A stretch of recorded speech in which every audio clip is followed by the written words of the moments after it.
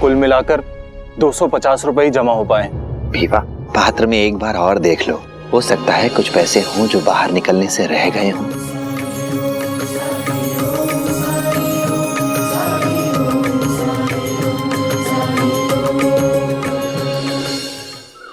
मैं जानता हूं कि आपको दुख पहुंचा है, तकलीफ हुई है आपको, लेकिन नफरत से तो कभी भी किसी का भला नहीं हुआ है। और क्षमा कर देने का सबसे बड़ा उदाहरण जानती हैं आप? जब महाभारत का युद्ध समाप्त हो गया तो मरते हुए दुर्योधन की ये अंतिम इच्छा थी कि वो पांडवों के कटे हुए सर देखे। ये बात उसने अपने मित्र अश्वत्थामा को बताई। अश्वत्थामा दुर्योधन की हार और उसकी हालत से बहुत दुखी था। उसने दुर्योधन की ये बात मान ली, पर चूंकि अश्वत्थामा पांडवों को मार नहीं सकता था, इसलिए उसने पांडवों के 5 मासूम बेटों की हत्या कर दी। द्रौपदी शोक के सागर में डूब गई। उसका हृदय फट गया दुख से, पर फिर भी अंत में उसने अश्वत्थामा को माफ कर दिया। क्यों साई? कोई माँ अपने संतान के हत्यारे को कैसे माफ कर सकती है? अश्वत्थामा द्रोणाचार्य जी का बेटा था। वो द्रोणाचार्य जो पांडवों के गुरु थे, और उन्होंने पांडवों को वो शिक्षा दी थी जो उन्होंने किसी को भी नहीं दी। अगर एक मां अपने बेटों के हत्यारे को माफ कर सकती है, तो फिर हमारी लक्ष्मी तो बिल्कुल ठीक है और आपके साथ है। और वैसे भी गलती केवल शांताताई की नहीं है, गलती आप दोनों ने भी की है। लक्ष्मी का ब्याह तय करने से पहले लड़का क्या करता है, उसका घर बार कैसा है, आपने ये जानने की कोशिश नहीं की। आप दोनों को ही ब्याह की बहुत जल्दी थी। बेटी को मां की चिंता थी और मां को बेटी की फिक्र। एक दूसरे से प्रेम करना बहुत अच्छी बात है, लेकिन प्यार में अंधा हो जाना, ये तो अच्छा नहीं है। अगर आप लोग अपनी गलतियों से सीख लेकर एक बार फिर से नई शुरुआत कर सकते हैं, तो फिर शांताताई क्यों नहीं कर सकती? तुम कहना क्या चाहते हो साईं?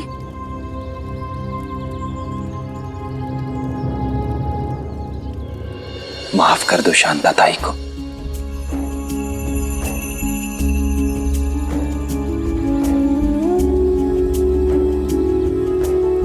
माफ कर दे अपनी हत्या को।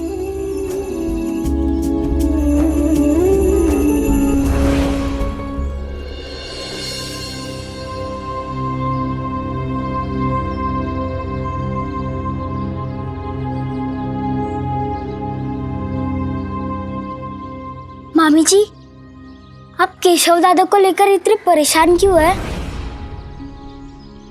केशव ज्यादा देर तक भूखा नहीं रह सकता है। सुबह से कुछ नहीं खाया है उसने। जिद में वो तुम्हारे मामा जी पे गया है। पापे पूत प्राप्त घोड़ा, बहुत नहीं तो थोड़ा थोड़ा भूखा है। यदि ये थोड़ा थोड़ा तुम्हारा ये सुपुत्र मेरे व्यवसाय को संभालने में या अपने बाप की तरह साहूकार बनने में होता तो स्वयं को मैं धन्य समझता। इसे देखो, अपने बाप को आदर्श नहीं मानता है, बाप के शत्रु को आदर्श मान रहा है। क्यों चिंता कर रही है ऐसे बेटे की? उस फकीर की तरह कहीं भीख मांग के पेट भर लिया होगा, और अगर भीख नहीं मिली होगी तो आंखें खुल गई होंगी उसकी। चिंता मत कर, आ जाएगा थोड़ी देर में खाना खाने।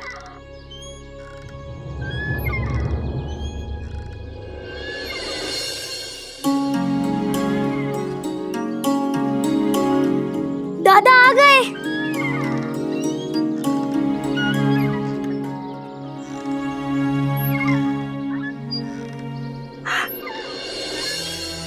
कहाँ थे तुम?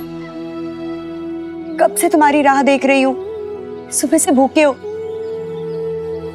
चलो पहले कुछ खा लो। आओ अंदर आओ, चलो। नहीं माँ, इस घर का खाना अब मेरे गले के नीचे नहीं उतरेगा। मेरे ही घर में पिताजी मुझे खाने पीने को लेकर ताने देते रहते हैं। आप बताइए माँ, इतनी बातें सुनकर कोई कैसे खा सकता है? मैं कुछ नहीं जानती, चुपचाप चलो और खाना खाओ। आओ चलो। मैंने खा लिया है बाजार में, और अब आपको परेशान होने की जरूरत नहीं है। ये देखिए,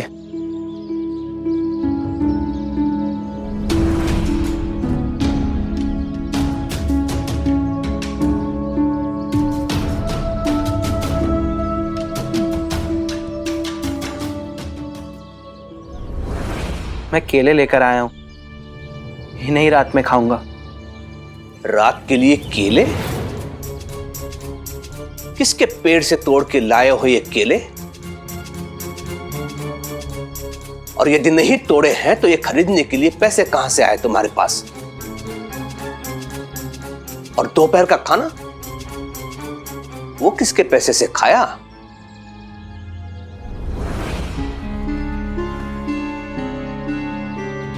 मामा जी के पैसे।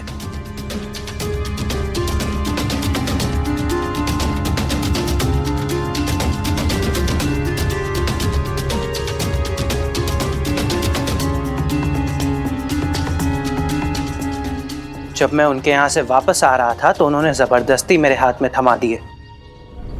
और ये पैसे उनकी खून पसीने की कमाई के हैं। किसी के खून से सारा बोर किसी बीमार मजबूर लाचार से छीने या फिर धोखाधड़ी से हड़पे हुए पैसे नहीं है ये।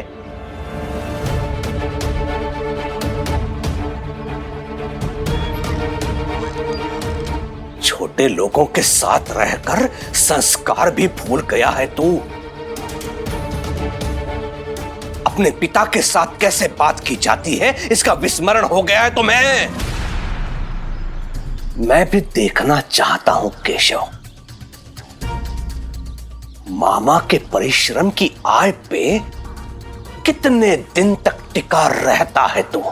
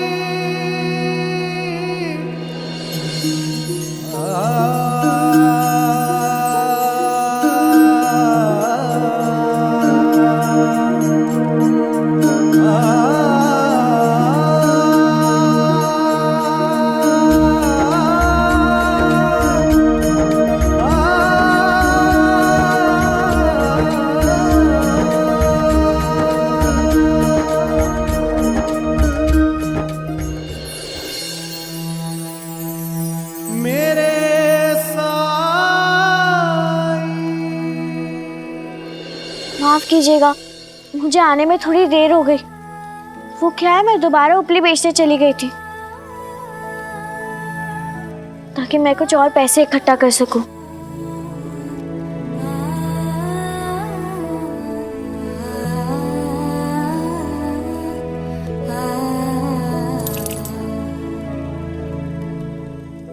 साईं, हम लोग पैसे गिन ले।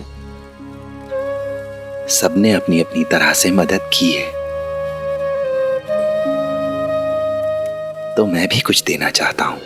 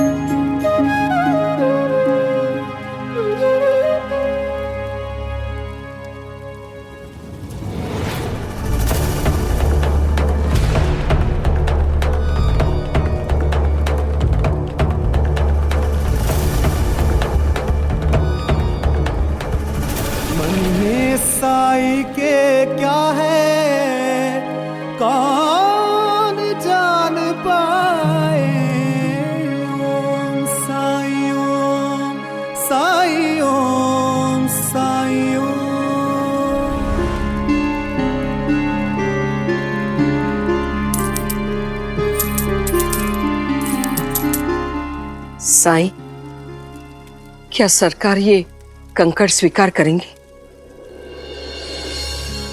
आप चिंता मत कीजिए, साईं का दिया व्यर्थ नहीं जाता,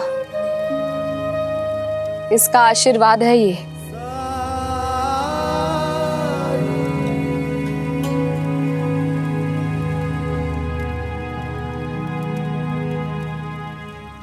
अब गिनो श्यामा। जी सर।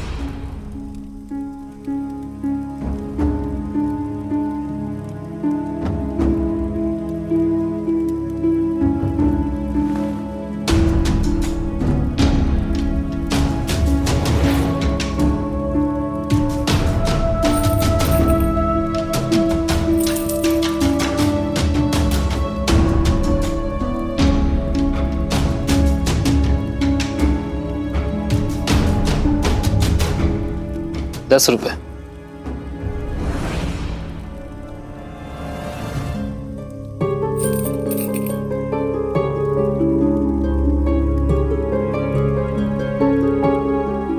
$20।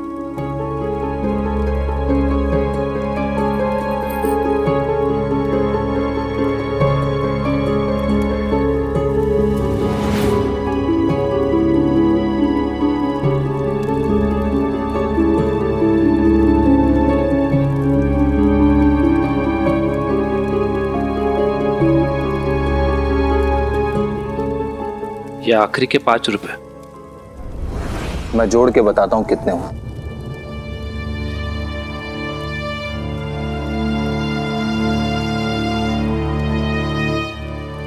कुल मिलाकर ₹250 ही जमा हो पाए हैं, लेकिन हमें तो ₹300 की दरकार है।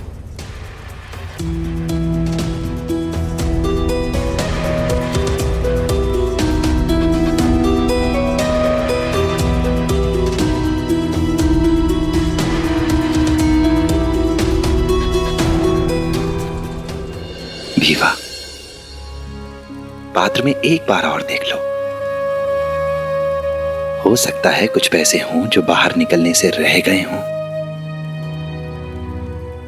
जी साईं।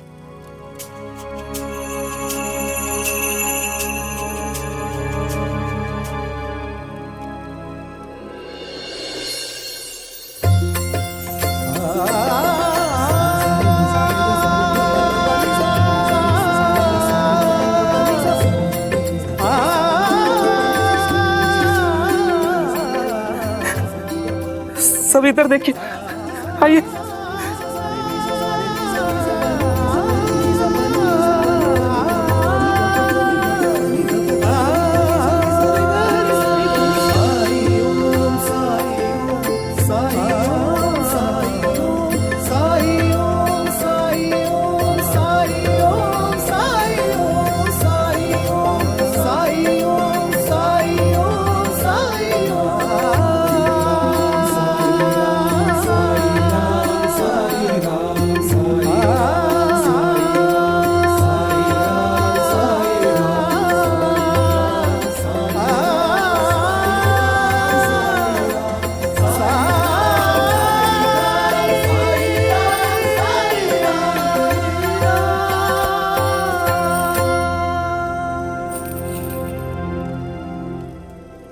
ये तो पूरे ₹50 हैं।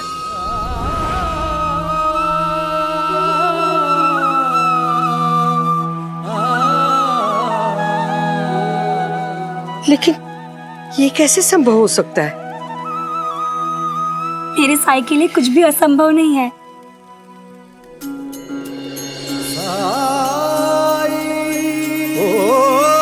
जब कठिनाई छाई तू ही याद आया, भटके राही को तूने रास्ता दिखाया, तूने भक्तों का बेड़ा पार लगाया, तेरी महिमा मेरे साईं कौन जान पाया। ओम साईं ओम साईं ओम साईं ओम साईं ओम साईं ओम साईं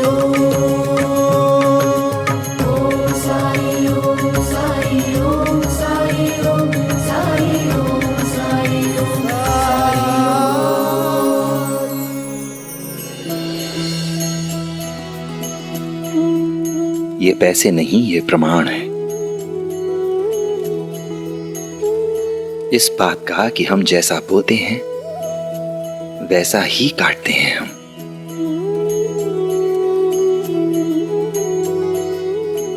अप्पा जी, जरूरत पड़ने पर आपने गांव में सभी की मदद की है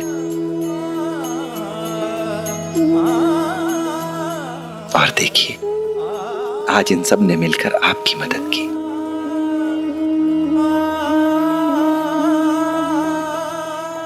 ये इस बात का प्रमाण है कि कर्म और उसके परिणाम से बच नहीं सकते हम।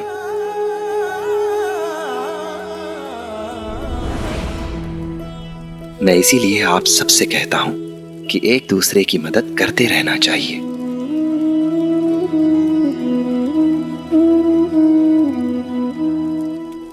आपने हमारे लिए जो कुछ भी किया है उसे मैं आजीवन याद रखूंगा।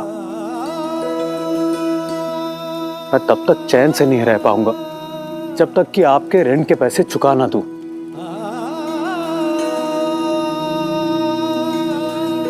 क्योंकि मैं जानता हूं कि यह आपकी मेहनत की कमाई है। कुछ लोगों ने दिहाड़ी मजदूरी देकर मुझे मदद की और किसी ने ज्यादा से ज्यादा समय देकर मेहनत की और पैसे इकट्ठे किए।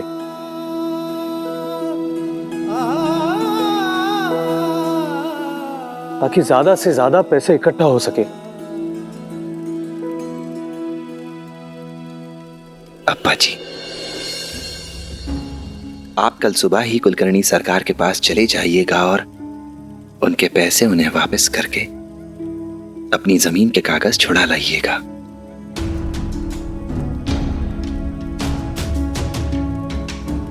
अप्पा जी, मैं भी आपके साथ चलूंगा।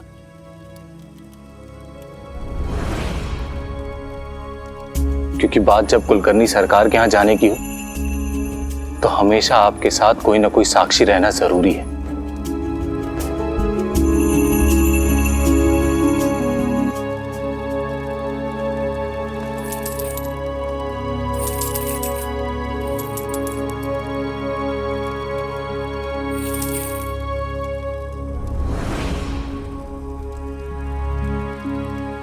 ये लीजिए अप्पा जी। साईं, आज्ञा दीजिए। राम जी भला करें। जाइए अप्पा जी।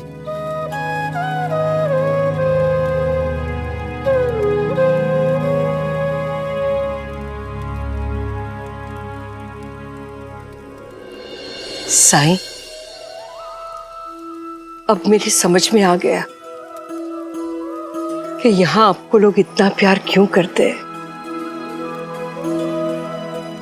शुक्रिया शांता ताई, आपकी मदद के बिना यह संभव नहीं था। उम्मीद करती हूँ कि सुमित्रा और जिप्री को भी मेरी ये मदद सच्ची लगे और मुझे कभी तो माफ कर दे।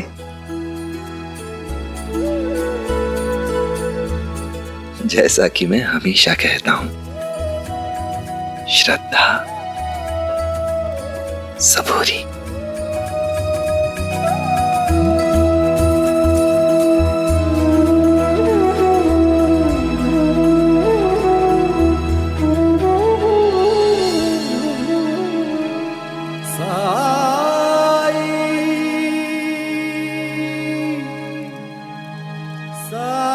अल्लाह मालिक।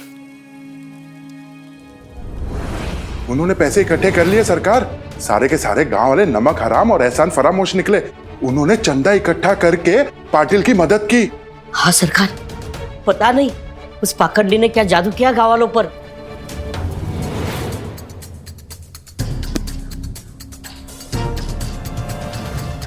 जब भी आते हो अशुभ समाचार लेकर आते हो तुम लोग। जाओ यहां से।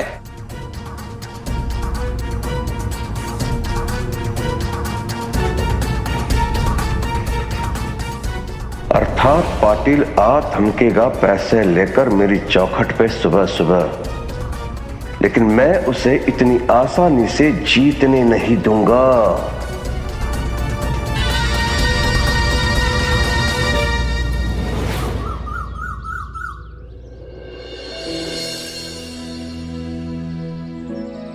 मुझे साईं पर पूरा भरोसा था कि वो सब कुछ ठीक कर देगा। जानती है चंपा, जब पाटिल काका ने अपनी सारी जमीन गिरवी रखी तो मैं बहुत बेचैन थी, खुद को दोषी समझती थी। लेकिन अब मैं इत्मीनान से सो सकती हूँ, क्योंकि उन्हें अपनी जमीन आज वापस मिल जाएगी। सच में पाटिल काका बाईजामा बहुत प्यार करते हैं मुझसे। पता है चंपा, इन दिनों मैं तात्या से भी अपनी नजरें नहीं मिला पा रही हूँ। मेरी वजह से उसका सब कुछ छीन गया।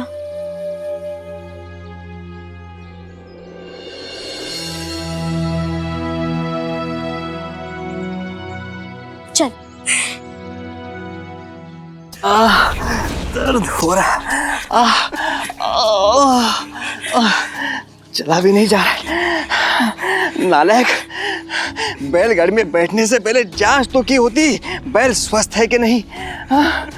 बीच राह में रुक गए वो बैल। अचानक ये दर्द कहाँ से पड़ गया। कुलकर्णी सरकार का लेप भी तो खत्म हो गया। बाबा, गलती हो गई बाबा, और चला नहीं जा रहा है मुझसे। बाबा चक्कर सा आ रहा है। संभालिए बाबा। नहीं बाबा संभालिए बाबा। वहां चल के बैठते हैं बाबा।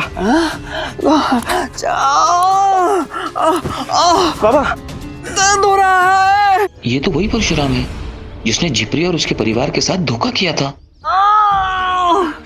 दर्द सहा नहीं जा रहा है मुझसे। कोई मदद कीजिए, कुलकर्णी सरकार के घर तक पहुंचने के लिए कोई मदद कीजिए हमारी। क्यों? वहां जाकर कोई नई साजिश रचनी है? हाँ? इसे ऐसे ही तड़पने दो। हाँ, हम तुम्हारी मदद नहीं करेंगे। हाँ,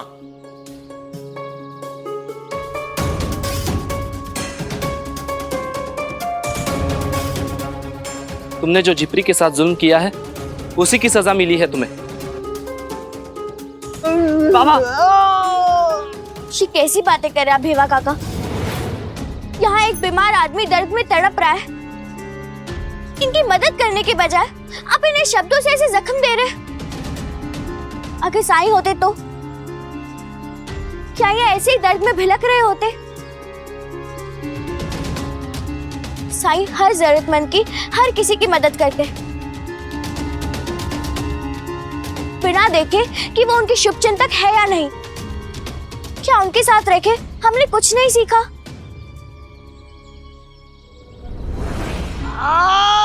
बाबा,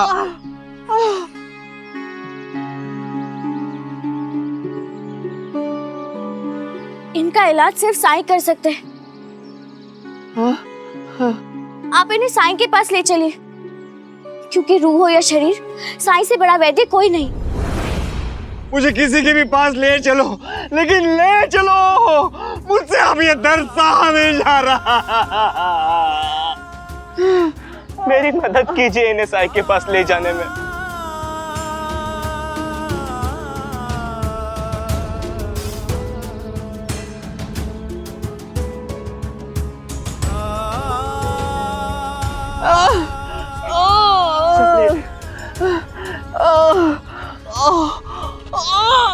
बाबा,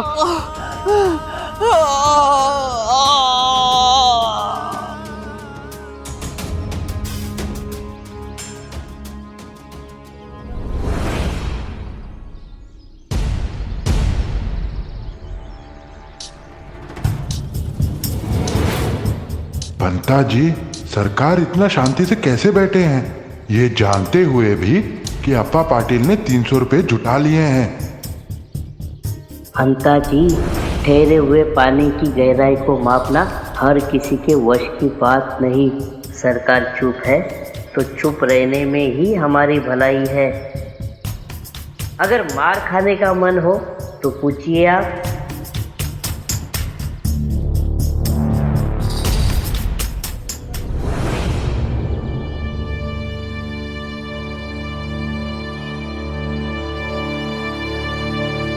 अरे आइए आइए पाटिल जी, माधव जी, आइए।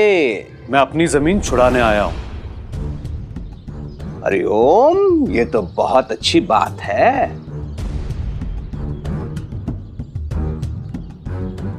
ये रहे आपके पैसे। हाँ, अगर आपकी अनुमति हो तो क्या मैं इन्हें गिन के ले सकता हूं? जरूर सरकार, मुझे कोई आपत्ति नहीं है। इतनी अच्छी बात है। मुनीम, पैसे गिन के लो। जी सरकार।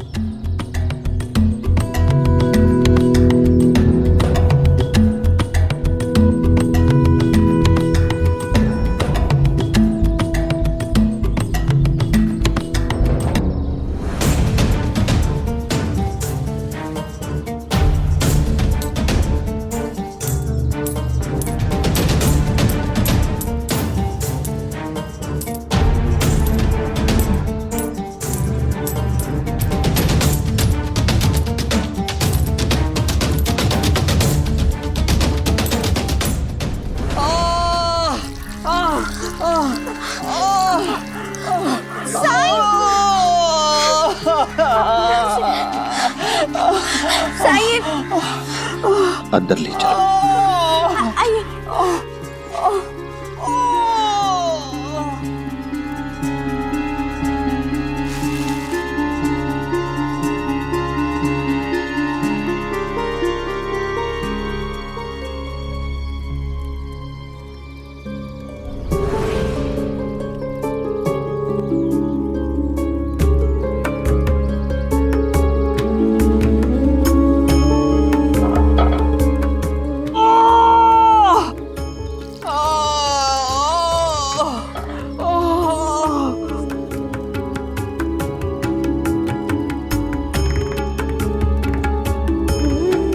हिम्मत रखिए आप, बस थोड़ी देर की बात है। जैसे ही आप साई की विभूति पिएंगे, आपका दर्द पक्का कम हो जाएगा। द्वारकामाई से कोई खाली हाथ नहीं जाता।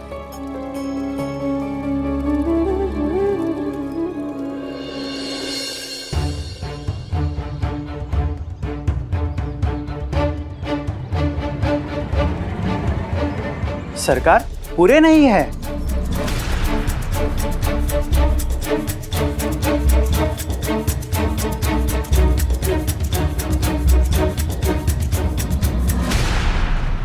क्या?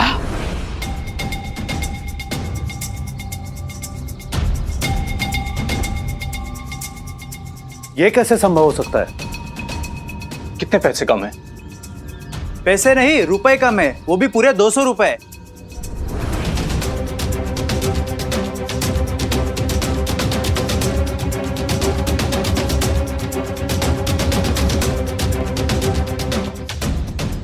₹200? हरिओम हरिओम। हाँ, पोटली में सिर्फ 300 रुपए ही है।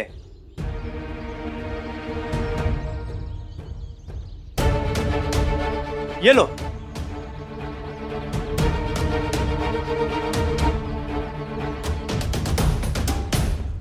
पर मैंने तो आपसे 300 रुपए उधार लिए थे। पाटिल जी, मैं आपकी भूमिहीन होने की पीड़ा को समझ सकता हूं। आघात पहुंचा है आपको, लेकिन प्रतीत होता है आपकी स्मरण शक्ति धीरे धीरे कम होती जा रही है। याद कीजिए, मैंने आपको 300 रुपए नहीं 500 रुपए दिए थे। 500 रुपए।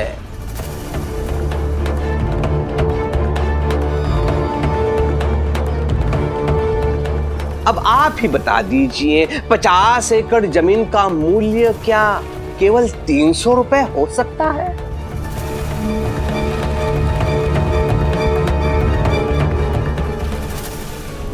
बताइए बताइए।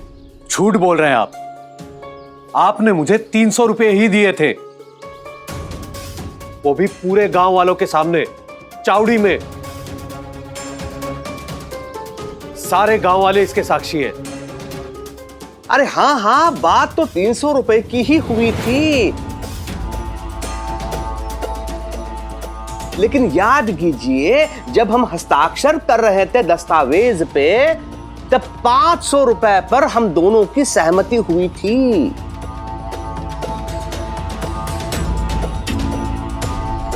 और अप्पा जी, लेखा पत्र पर जितने रुपए लिखे हैं उतने रुपए आपको मुझे लौटाने होंगे। ना 1 रुपया कम, ना 1 रुपया ज्यादा, सीधा हिसाब। ये क्या बेसिर पैर की बातें कर रहे हैं आप? मुनीम, इन्हें लेखा पत्र दिखाओ, तब इन्हें विश्वास होगा। जी सरकार, अभी बताता हूँ। देखो,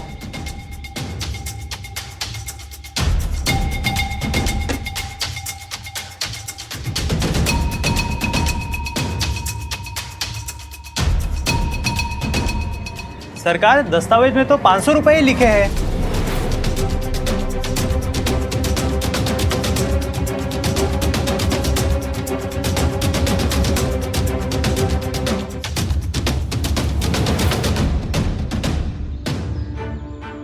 अगर ऐसा है तो मैं दावे के साथ कह सकता हूं कि आपने दस्तावेज के साथ छेड़छाड़ की है।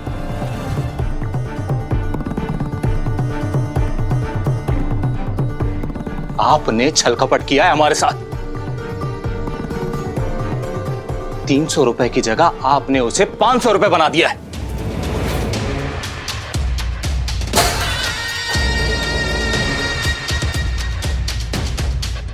अपनी मर्यादा में रहो माताओं, मर्यादा में रहो।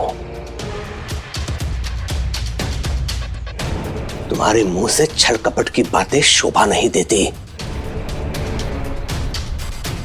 तुम पर दया दिखा के तुम्हें काम दिया मेरे यहां, और आज तो मेरे सामने मेरे विरोध में खड़ा है, मुझ पर कीचड़ उछाल रहा है तू।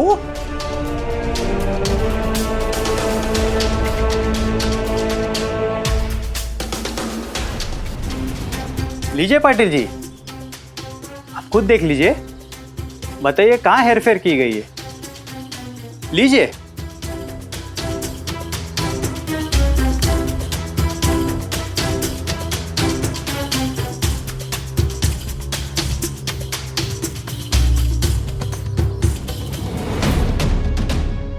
ये तो 500 रुपया ही लिखा है इस पर।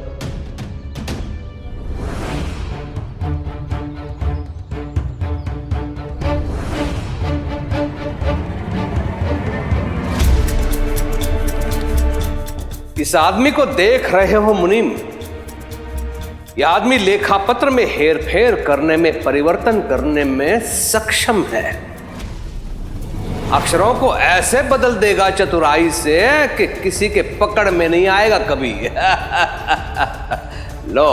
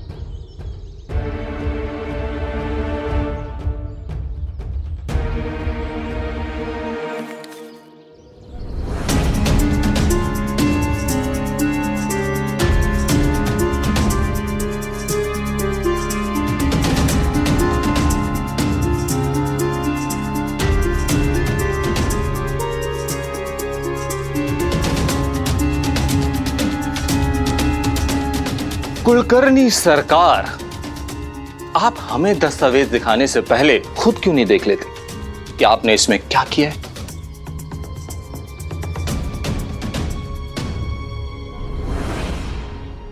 देखिए,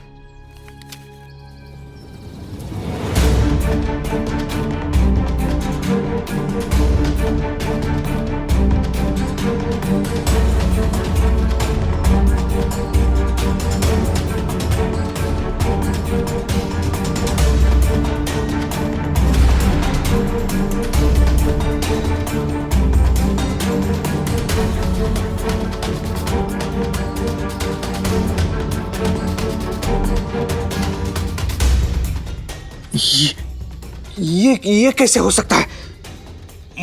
मात्र 5 रुपए?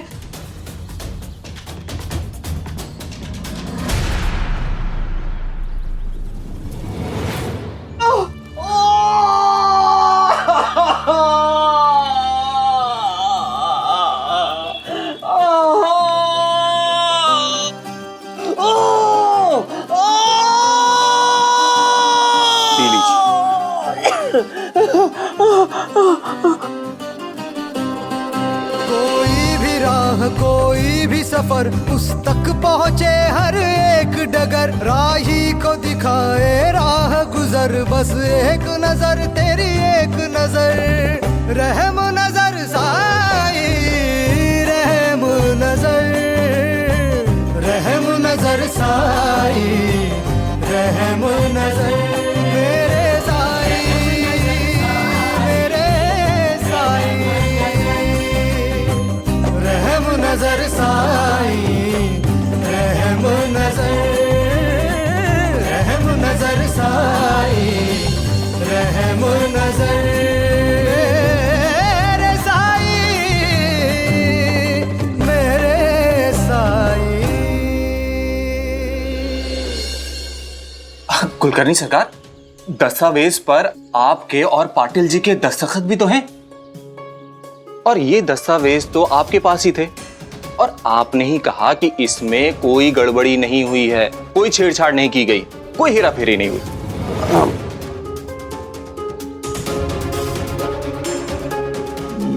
लेकिन मैंने आपको 300 रुपए दिए थे।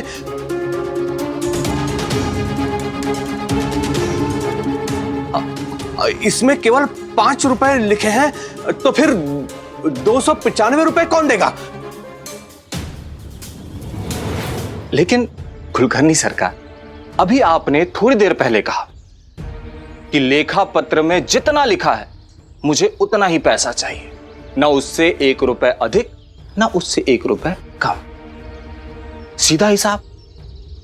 याद आया आपको, है ना?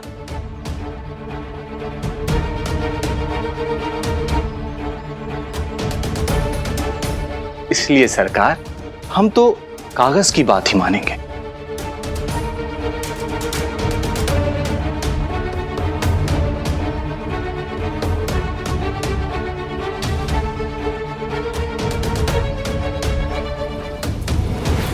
पाटिल जी,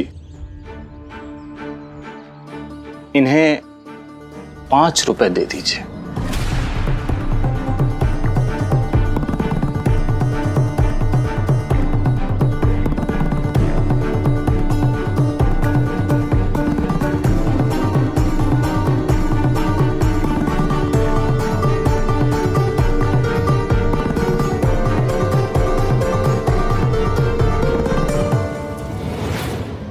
इस कागजात में क्या लिखा है क्या नहीं, किसे क्या याद है किसे क्या नहीं, ये सब तो मैं नहीं जानता।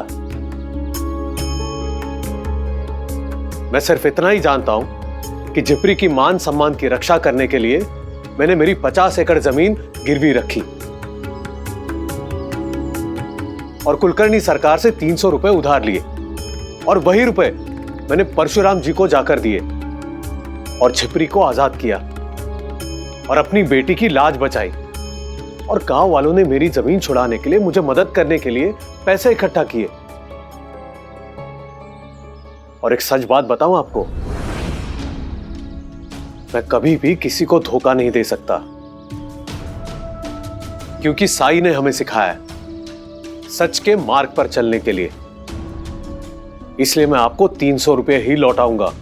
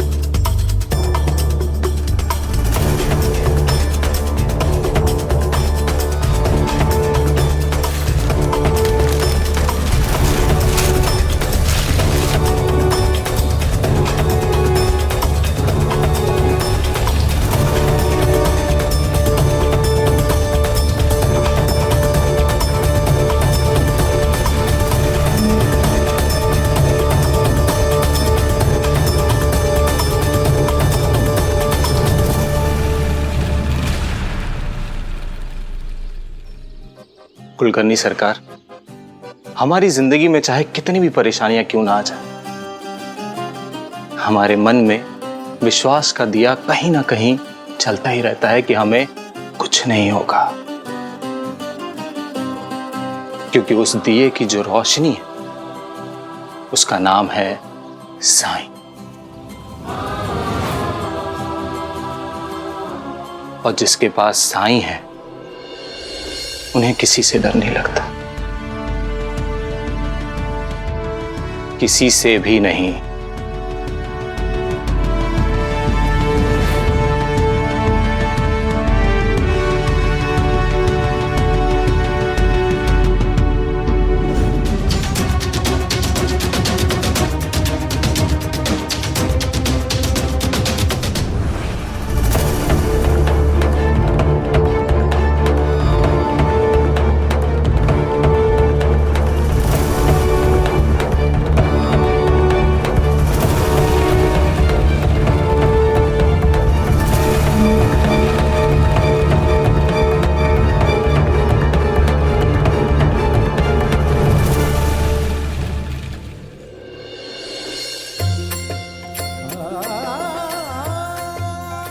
मेरा दर्द दूर हो गया, मेरा दर्द दूर हो गया, मेरा दर्द दूर हो गया। साईं, मेरा दर्द दूर हो गया।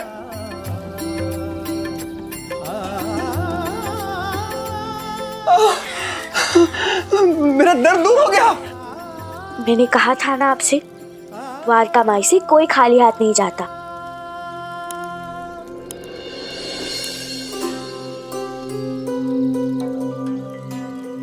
सच में मैं किसी लायक नहीं हूं,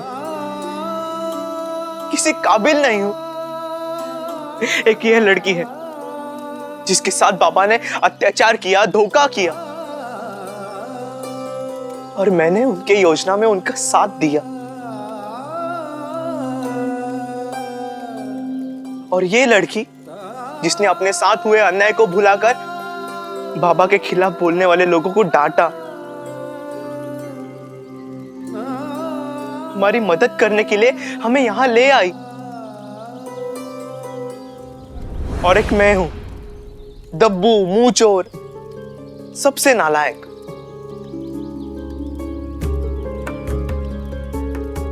कभी मैं मुंह खोल नहीं पाया। मैं इनके घर चुप रहा जब ये लोग मुझे दूल्हा समझ रहे थे।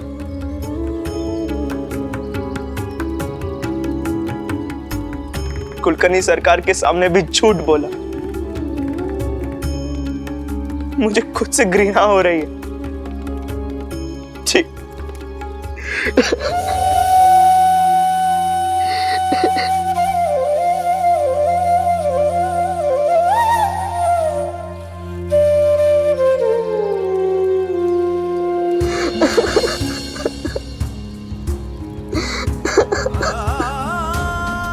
उम्र में मैं तुमसे 3 गुना बड़ा हूं। मैं सोचता था कि जिंदगी में मैंने बहुत कुछ देखा है, पर सच तो यह है कि तुम्हारे जैसा व्यक्ति तो मैंने पहली बार देखा है, जो उस व्यक्ति को माफ कर सकती है जिसने उसके साथ अन्याय किया हो। उससे शादी करने की साजिश रची हो। अपनी उम्र छुपाने के लिए अपने बेटे को मोहरा बनाकर तुम्हारे घर भेजा था। मैंने बहुत बड़ा धोखा किया है तुम्हारे साथ। शादी के मंडप में भी बदतमीजी की मैंने तुमसे, और तो और उसमें नाकाम रहा तुम। मैंने तुम्हें गुलाम बनाने की धमकी दी, अपमानित किया तुम्हें। इतना बड़ा दिल कैसे हो सकता है तुम्हारा? मुझे दर्द से बिलखता देखकर तुमने और लोगों की तरह मुंह फेरने के बजाय मुझे यहां ले आई, मेरी मदद की, मेरी सेवा की, मुझे सांत्वना दी, ऐसे जैसे कि मैं तुम्हारा गुनहगार नहीं बल्कि तुम्हारे परिवार का एक सदस्य हूं। और मेरा दर्द ठीक हुआ तो तुम सच में दिल से खुश हो गई। केवल 17 साल के हो तुम, ये सब कैसे कर सकती हो तुम? साईं ने सिखाया है, हमें हमेशा दूसरों की मदद करनी चाहिए, स्थिति से ऊपर उठकर सोचे, मानवतावादी दृष्टिकोण अपनाएं।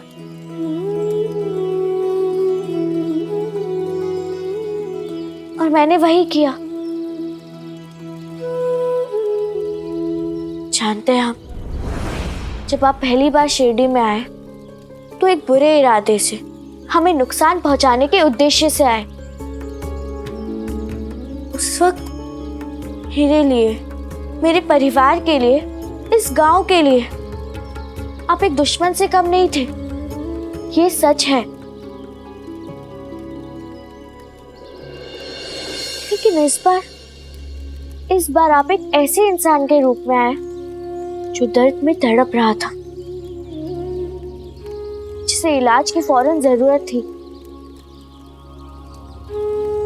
ऐसे में मैं आपके साथ शत्रुओं जैसा व्यवहार कैसे कर सकती हूँ?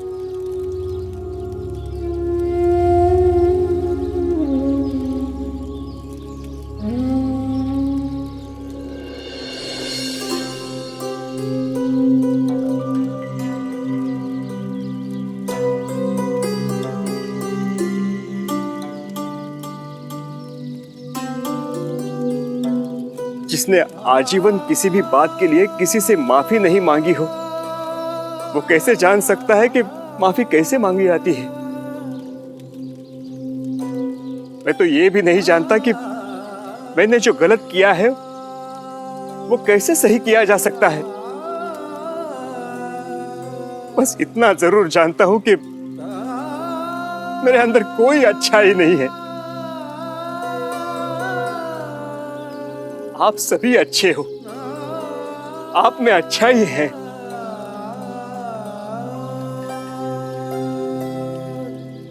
और मेरे पास सिर्फ पैसा है। मेरे पास,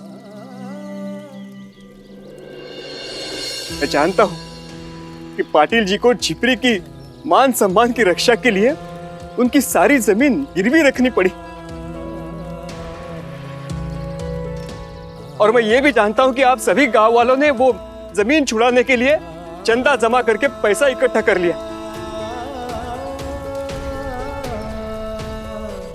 अगर आपको लगता है कि मेरे पैसों का कोई मूल्य है या मैं उस योग्य हूं, तो मैं आपकी पाई पाई लौटाना चाहता हूं।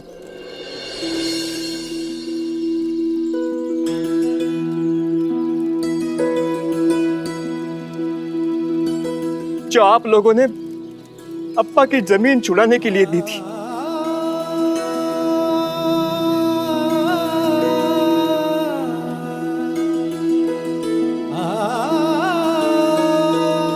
क्या आप मेरे वो पैसे लेंगे?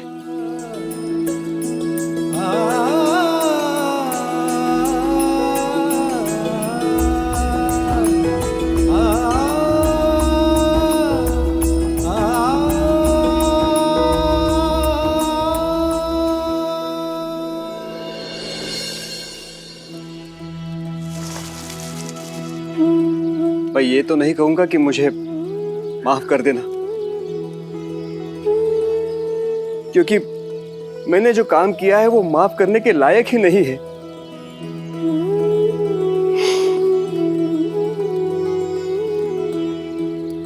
ये दाग मुझे हमेशा याद दिलाते रहेंगे कि मैंने बहुत बड़ी गलती की है जिंदगी में। उसी की सजा है ये।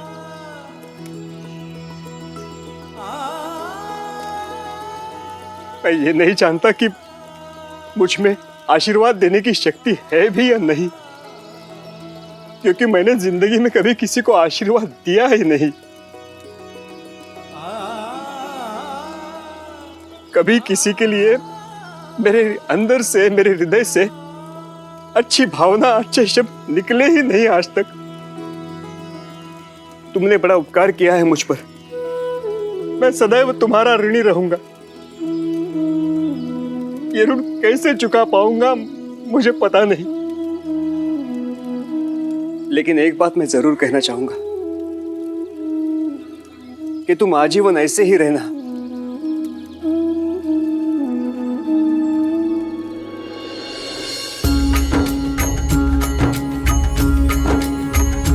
वो कहते हैं किस्मत जिसको कर्म का फल है, जीवन में कर्मयोग का मार्ग ही अटल है। जो कुछ है हाथ में तेरे एक यही पल है, अच्छे कर्म किए जाए तो जीवन सफल है। ओम साई ओम साई ओम साई ओम साई ओम साई ओम साई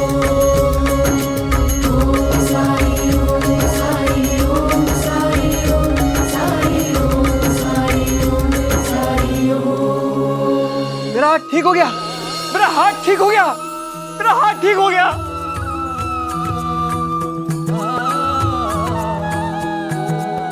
चमत्कार हो गया साईं, चमत्कार हो गया।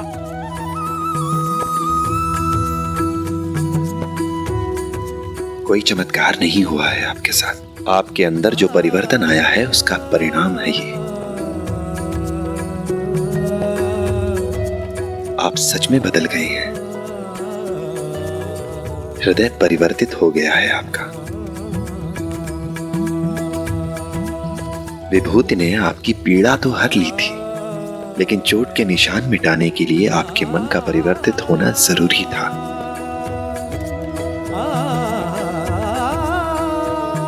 आपका मन निर्मल होना जरूरी था,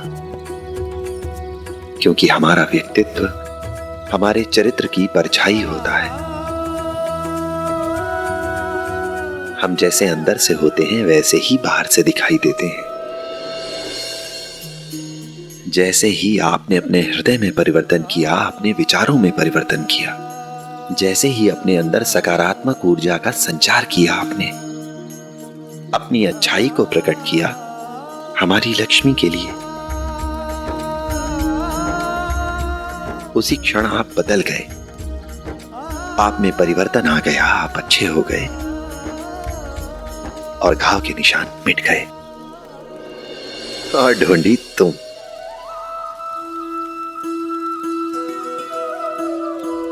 मैं जानता हूं कि तुम भी अब शक्तिशाली हो गए हो। अपने डर, अपने दब्बूपन पर काबू पा लिया है तुमने। और उम्मीद करता हूं अगली बार अगर कहीं अत्याचार होता देखोगे, अन्याय होता देखोगे, तो मौन नहीं रहोगे, बल्कि आवाज उठाओगे। जी साईं।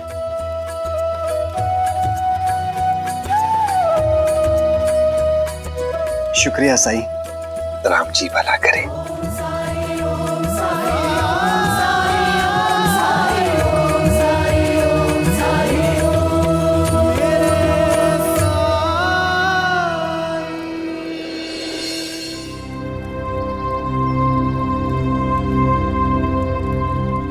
साईं, चलती हूँ।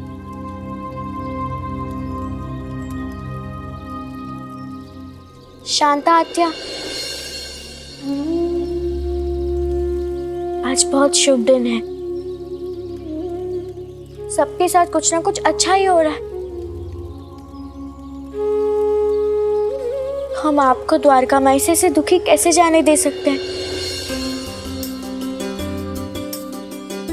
मतलब तुम दोनों ने मुझे माफ कर दिया? हाँ शांता अक्का,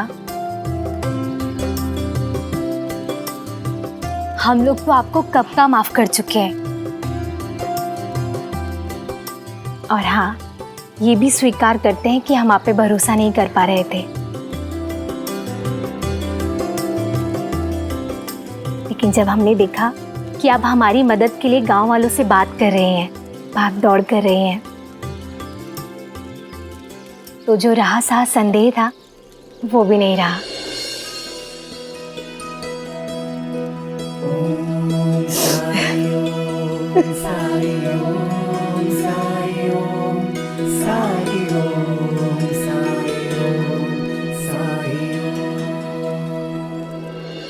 प्रहलाद, तुम्हारी मां का व्यवहार सच में बदल चुका है,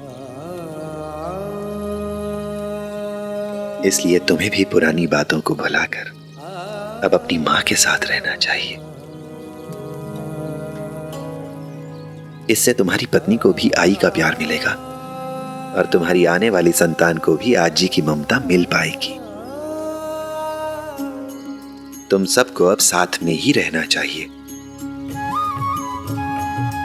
सब कहेंगे कि तुम्हारी मां जैसी मददगार औरत और कोई दूसरी नहीं है।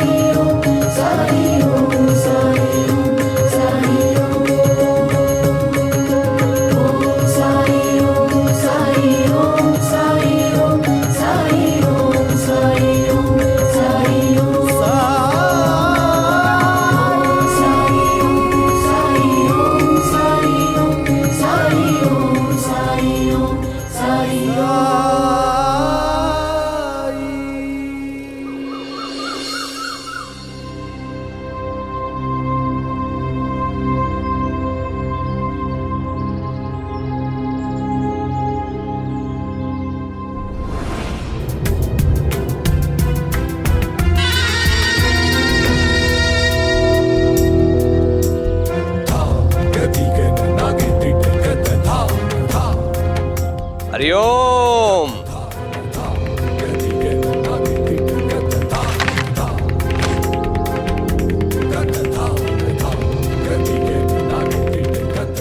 हरिओम परशुराम जी, आप यहाँ कैसे?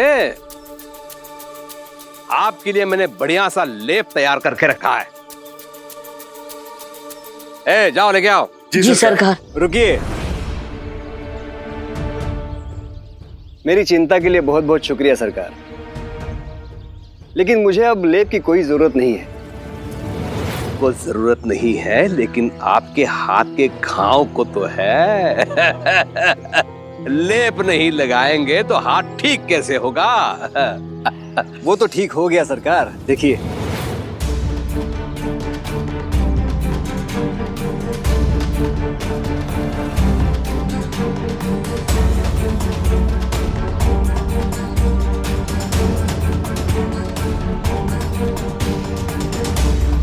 देखिए, ये लेप का चमत्कार है। अरे लेप में हिमालय की जड़ी बूटी जो थी। लेकिन ये घाव आपके दिए हुए लेप से नहीं, बल्कि साई ने ठीक किए हैं मेरे घाव।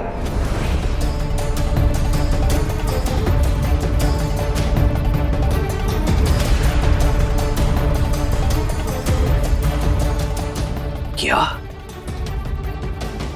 आप उस पाखंडी के पास गए थे? मैं आपको क्या समझता था परशुराम जी? हाँ? लेकिन आप तो गांव के अनपढ़ लोगों की तरफ बात कर रहे हैं।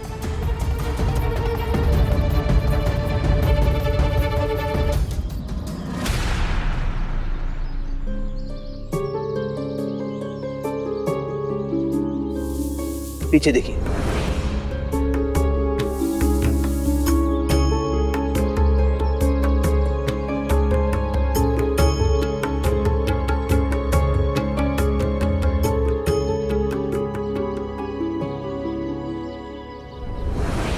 इस भिखारी को देख के आपको लगता है ये किसी का इलाज करता होगा?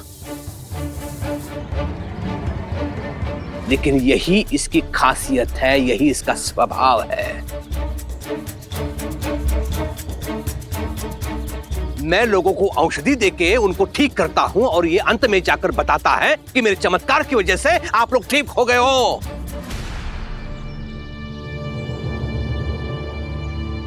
आप इसके काले जादू के झांसे में मत आइए।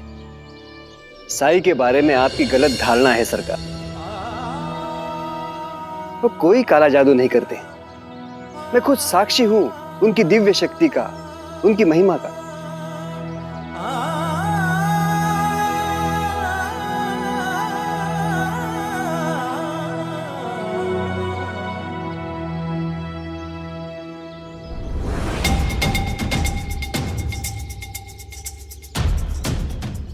उन्होंने मुझ पर बड़ा उपकार किया है।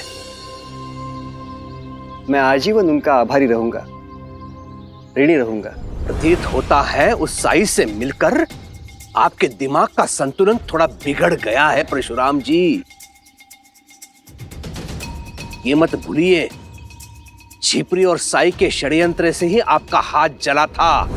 सच तो यह है कि उनसे मिलने के बाद ही मेरी अक्ल ठिकाने आ गई। साजिश तो मैंने की थी। रही बात इस हाथ के घाव की, तो उस घाव के लिए मुझे उनका शुक्रगुजार होना चाहिए। तभी तो मेरी भेंट साईं से हुई। उनसे मिलने के बाद मुझे तो लगता है कि मुझे और पहले उनसे मिलना चाहिए था,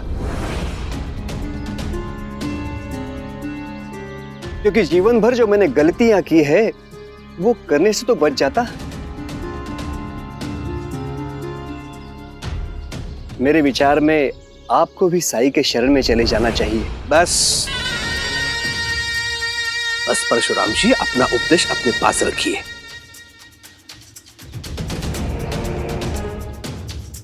आपका हाथ ठीक हो गया है, अब अपने गांव की तरफ प्रस्थान कीजिए। एक और मूर्ख की आवश्यकता नहीं है मुझे शिरडी में। यहां पहले से मैं सैकड़ों मूर्खों को सहन कर रहा हूं। हरिओम। गुस्सा मत कीजिए सरकार, जा रहा हूं मैं, लेकिन जाते जाते एक बात आपसे जरूर कहना चाहूंगा। जिन गांव वालों को आप मूर्ख कह रहे हैं, असल में आपको उन पर खुश होना चाहिए, गर्व होना चाहिए आपको उन पर, क्योंकि आपके गांव वाले एक दूसरे की सहायता करते हैं, एक दूसरे का कितना ख्याल रखते हैं। और मैंने तो सुना है कि कैसे माधव और शांता ने मिलकर अप्पा पाटिल की जमीन छुड़ाने के लिए गांव वालों से मदद मांगी, और गांव वालों ने की भी। और आप तो जानते ही हैं मैंने झिपरी के साथ कितना बुरा बर्ताव किया, लेकिन फिर भी मुझे दर्द से तड़पता बिलखता देखकर उसने मेरी मदद की और मुझे द्वारकामाई ले गए। और फिर वहां जाने के बाद मेरा तन ही नहीं, मेरा मन भी भला चंगा हो गया। इसलिए मेरी सलाह मानिए, आपको उनके खिलाफ नहीं बल्कि उनके साथ होना चाहिए, नहीं तो हमेशा आपको मुंह की खानी पड़ेगी।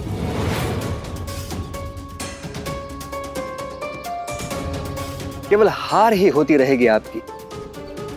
अगर आप साई के शरण में चले जाएंगे तो आपको जीवन में कोई डर, कोई भय नहीं रहेगा। वो आपको आपके सच के समीप ले आएंगे,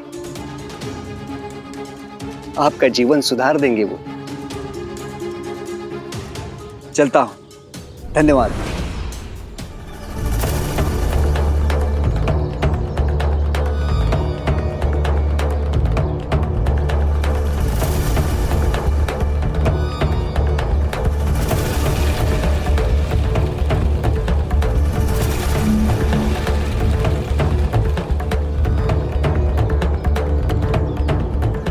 सरकार, वो आपको इतना सब कुछ बोल के चले गए और आप चुप रहे। ये जो अभी मुझे सुना के गया ना,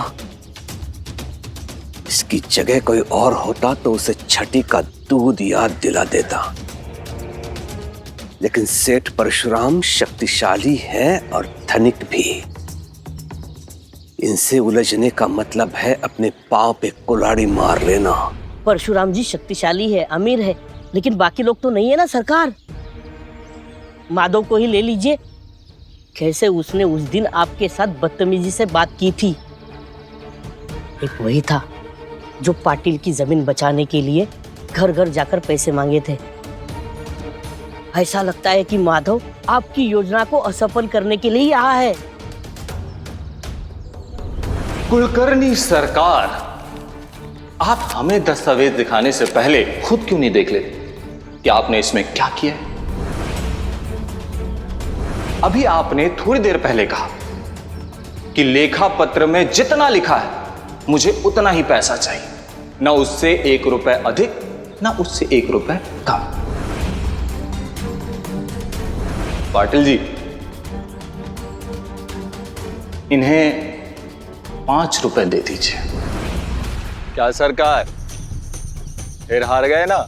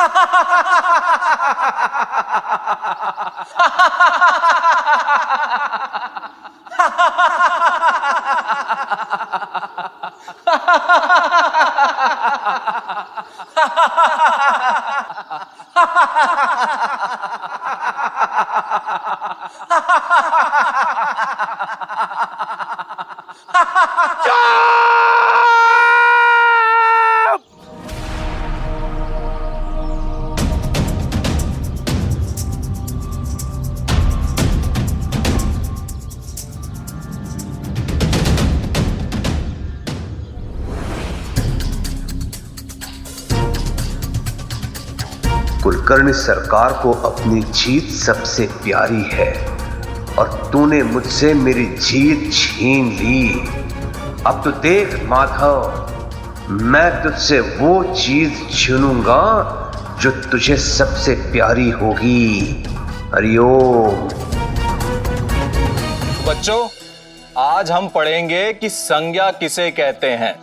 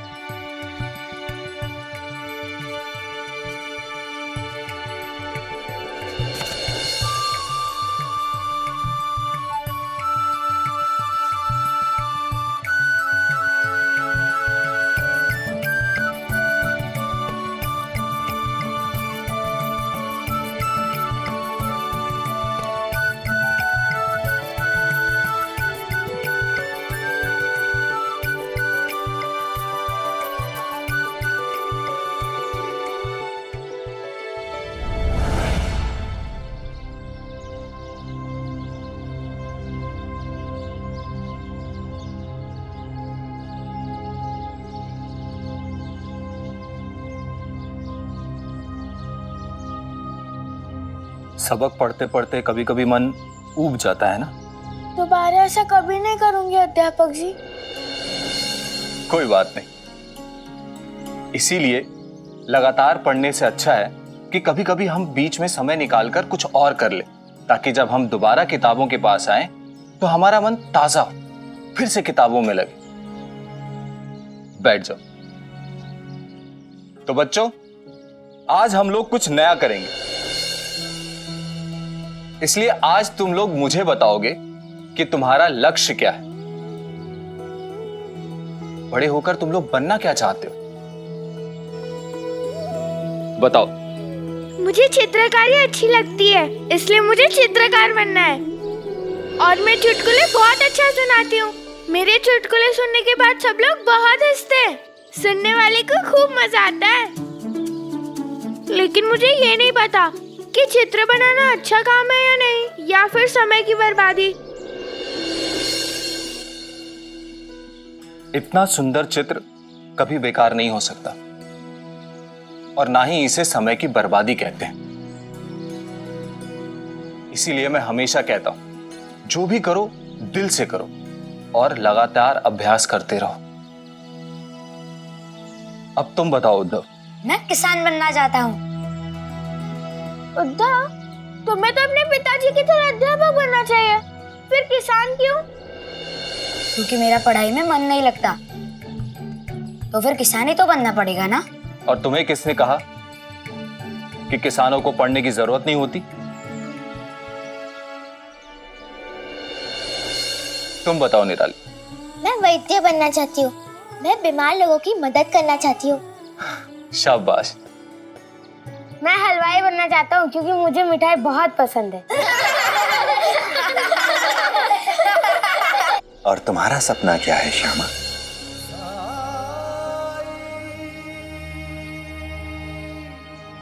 साईं, अध्यापक ये तो बड़े, उन्हें जो बनना था वो बन गए। हमारे अध्यापक, अब उनके सपने पूरे हो गए, है ना अध्यापक जी? क्या ऐसी बात है?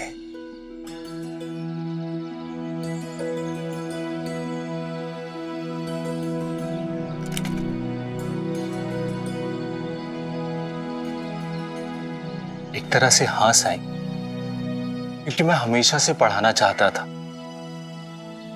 और मैं शिक्षक बना भी। पर एक सपना पूरा होते ही दूसरा सपना उसकी जगह ले लेता है। यही मानवीय प्रवृत्ति है। जो इंसान के पास होता है उससे वो कभी संतुष्ट नहीं होता है श्यामा। अब आपसे क्या छुपा है साईं? अब जब मैं शिक्षक बन गया हूं तो मेरे सपने और भी बड़े हो गए हैं। मैं उन गरीब बच्चों को मुफ्त में पढ़ाना चाहता हूं जो किताबें या पढ़ने लिखने की वस्तु खरीद नहीं सकते क्योंकि उनके पास पैसे नहीं होते, जिनका सपना पढ़ना है पर वो पढ़ नहीं सकते क्योंकि उनके पास पैसे नहीं। मैं उनका सपना पूरा करना चाहता हूं और उनका सपना पूरा करके अपने सपने पूरा करना चाहता हूं। हाँ, मैं जानता हूं कि इसके लिए बहुत सारे पैसे लगेंगे। शायद मेरा ये सपना इस जन्म में पूरा ना हो सके क्योंकि मेरी आमदनी इस पाठशाला पे निर्भर है और मैं तो बमुश्किल उतना कमा पाता हूं जितने मेरे परिवार का पेट भर सके। तुम्हारा ख्वाब नेक है श्यामा, और तुम्हारे इस सपने को पूरा करने के लिए उस मालिक ने जरूर कुछ ना कुछ सोच रखा होगा। पर एक बात ध्यान रखना, अध्यापक बने रहने के लिए खुद को छात्र बनाए रखना बहुत जरूरी है। मैं समझा नहीं साईं। समय सबका बदलता है श्यामा। जब हमारे साथ अच्छा होता है तो हम खुश हो जाते हैं, पर जब बुरा होता है तो हम परेशान हो जाते हैं, शिकायत करने लगते हैं। जबकि हमें अच्छे वक्त में खुश नहीं होना चाहिए और बुरे वक्त में परेशान भी नहीं होना चाहिए। सच तो ये है कि अच्छी या बुरी परिस्थिति से हमें सीखने की जरूरत होती है और सीखने के लिए अपनी आंखें और अपने कान खुले रखने चाहिए।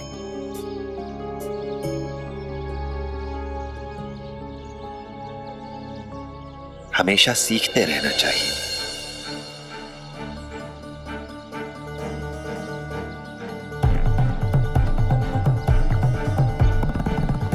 साईं का इशारा किस ओर है?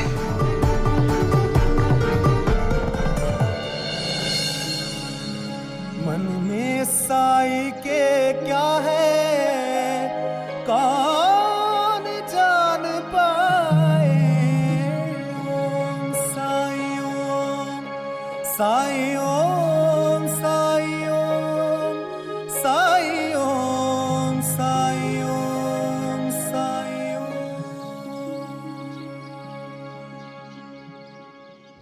जो तेरे साथ हुआ है उससे तेरा आत्मविश्वास और भी बढ़ा है और भी सशक्त हुई है तू। जैसे सोना आग में तप के और भी ज्यादा निखर जाता है। साईं, ये बड़ी बड़ी बातें तो मैं नहीं जानती। मैं बस इतना जानती हूँ कि जो कुछ भी हुआ वो मेरे साथ ही क्यों हुआ। क्या मैंने कोई पाप किया है? आखिर इसकी जरूरत क्या थी? साईं, अब तुम ये मत कहना कि हर एक इंसान को परीक्षा देनी पड़ती है, उसे ऐसे हालत से गुजरना पड़ता है। अब तुम ही बताओ, इस तरह मंडप में शादी टूट जाना ऐसे सबके साथ होता है क्या? नहीं ना, तो फिर मेरे साथ ही क्यों? सही कह रही है तू, सबके साथ ऐसा नहीं होता,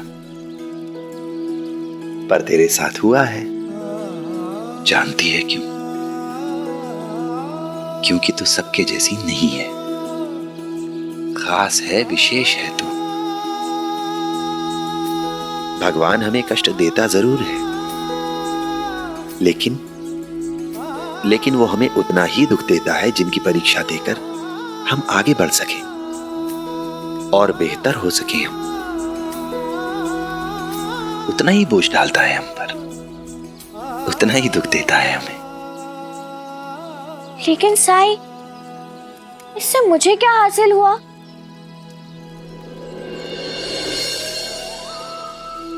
अप्पा जी और बायजा मां का अमिट प्रेम मिला तुझे। प्रहलाद और अपनी आत्या को दोबारा परिवार के रूप में पाया तूने।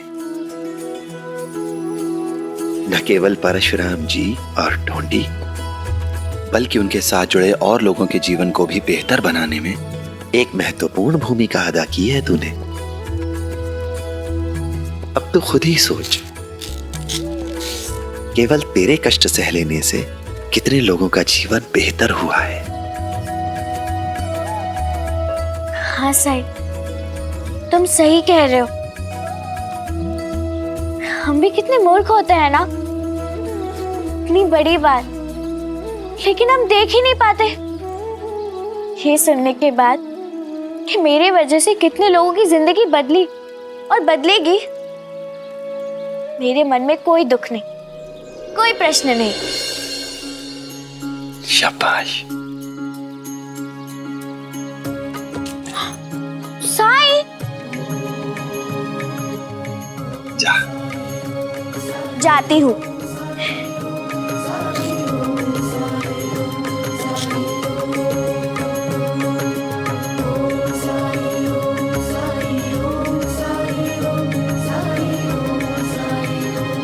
राम जी भला करे।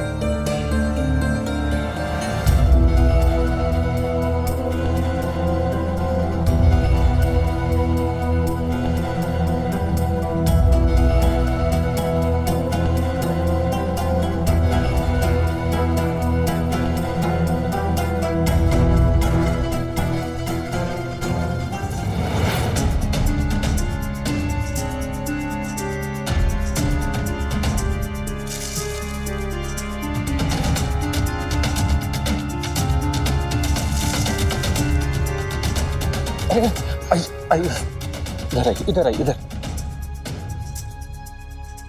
परी, पानी लेकर आओ।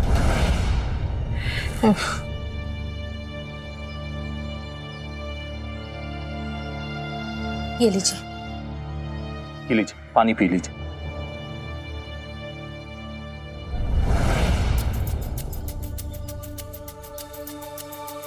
अपनी पोटली नीचे रख के पानी पी लीजिए ना।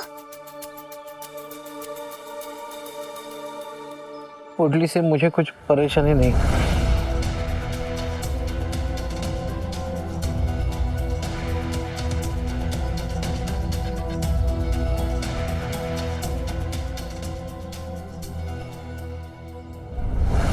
आपको पहले कभी देखा नहीं, किसी से मिलने आए हैं या कहीं जा रहे हैं?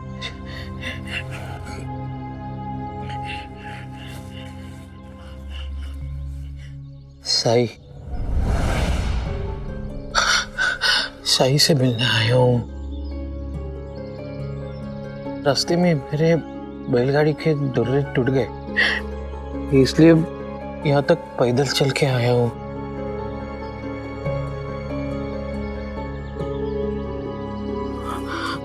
कितने दूर है यहाँ से द्वारका माई? वो तो बिल्कुल सामने ही है। चलिए, मैं आपको साईं के पास लेके चलता हूँ।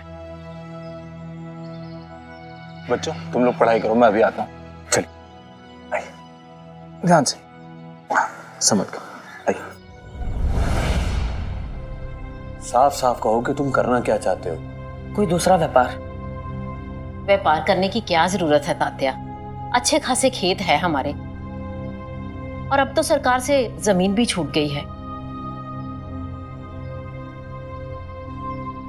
आजी, मुसीबत बताकर नहीं आती है ना, और हमें अपनी आय बढ़ाने के लिए दूसरे विकल्पों पर भी ध्यान देने की जरूरत है। मान लीजिए कि हमारे पास खेती के अलावा कोई और व्यवसाय भी होता, तो हमें कुलकर्णी सरकार के आगे विवश होना पड़ता।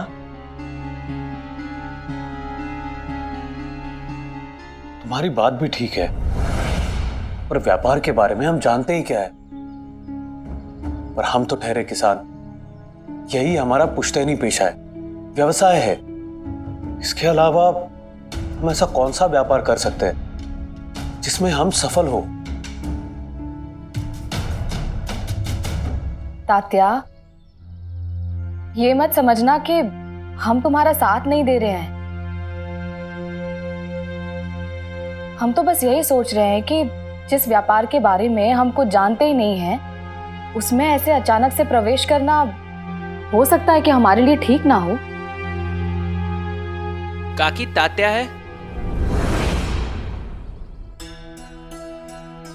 केशव, बहुत अच्छे समय पर आए हो। आओ, खाना खा लो। नहीं काकी, मैं अभी। क्या नहीं? हाँ, जब तुम लोग बच्चे थे ना तभी अच्छे थे, ऐसे शर्माते तो नहीं थे। चलो आ जाओ, थाली लगा देती हूँ मैं। हाँ, आ जाओ।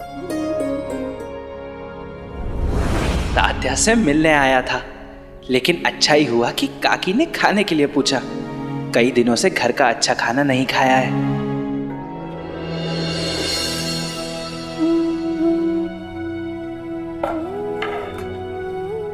लो, शुरू करो।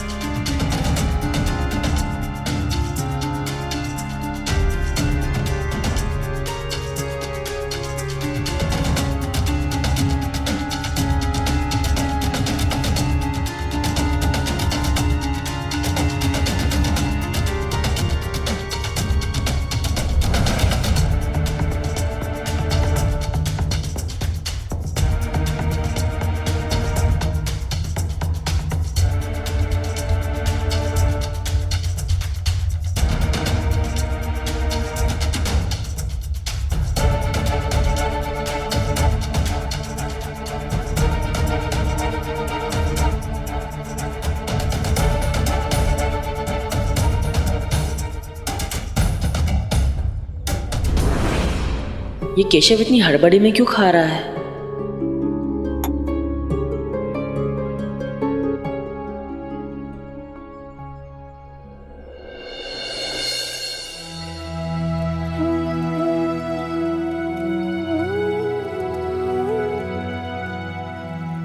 साईं, ये आपसे मिलना चाहते हैं। कहिए, क्या मदद कर सकता हूं मैं आपकी? सही, बहुत परेशान हूं मैं सही। हम्म। वैसे मेरा नाम कृष्ण कुमार है, व्यापारी हूँ, भगवान की दया से सब कुछ है मेरे पास, लेकिन कई दिनों से सोया नहीं हूँ। कई रातों से नींद नहीं आ रही साईं, दिन में भी नींद नहीं आती। लेकिन क्यों? वही तो जानने आया हूँ साईं। आप मेरी मदद करोगे ना? करूंगा, आपकी मदद जरूर करूंगा मैं। आपकी नींद ना आने वाली बीमारी का इलाज भी जरूर करूंगा, मगर एक शर्त है मेरी। जब तक आपकी बीमारी का इलाज नहीं हो जाता, आपको यहां द्वारका माई में मेरे साथ रहना होगा। मैं तैयार हूं साहिब, बस मेरी आंखों की नींद आप वापस ला दीजिए।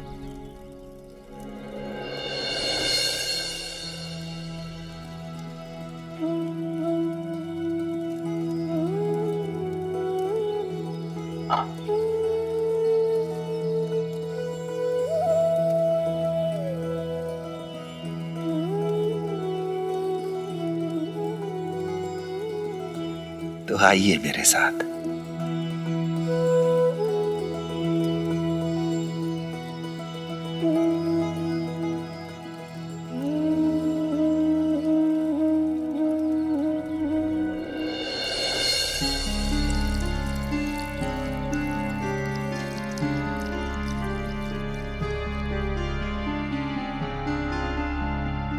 केशव, सब ठीक तो है ना?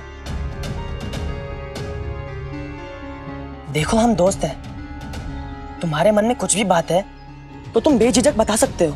तात्या, झिपरी को गुलाम बनाने की साजिश में पिताजी भी दोषी थे, और जब मैंने झिपरी की मदद करनी चाहिए तो पिताजी मुझसे ही उखड़ गए। केशव, चोरी तो मैंने कल रात की थी, जब आप सो रहे थे। चोरी तो चोरी, ऊपर से सीना चोरी। आपसे ही सीखा है पिताजी।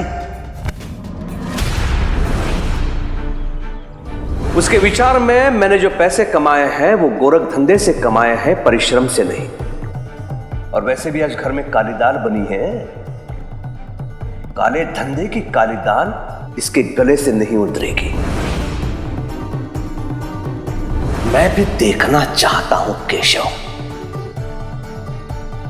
मामा के परिश्रम की आय पे कितने दिन तक टिका रहता है तू।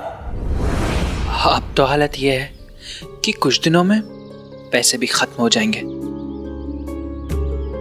तुम चिंता मत करो केशव, जब तक तुम्हारी उनसे सुलह नहीं हो जाती तुम हमारे घर खा सकते हो। तुम समझे नहीं तात्या, मैं कब तक दूसरों के कंधों पर निर्भर रहूंगा।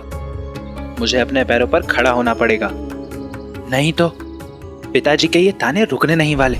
ईमानदारी से कहूं तो जब हमसे हमारी जमीन छीन ली गई थी तब से मैं भी यही सोच रहा हूँ। परिवार चलाने के लिए आय का एकमात्र साधन, एकमात्र जरिया हमेशा जोखिम भरा होता है। थोड़ी देर पहले मैं बाबा से यही बात कर रहा था कि मैं अपना व्यापार शुरू करना चाहता हूँ, लेकिन बाबा है कि तात्या, तो क्यों ना हम दोनों मिलकर कुछ शुरू करें? तुम्हारा ख्याल तो अच्छा है, लेकिन हम किसका व्यापार करेंगे? वो तो सोचना पड़ेगा। तुम भी सोचो, मैं भी सोचता हूँ। हम बाद में मिलते हैं और इस विषय पे चर्चा करते हैं, ठीक है? चलो, मैं चलता हूँ।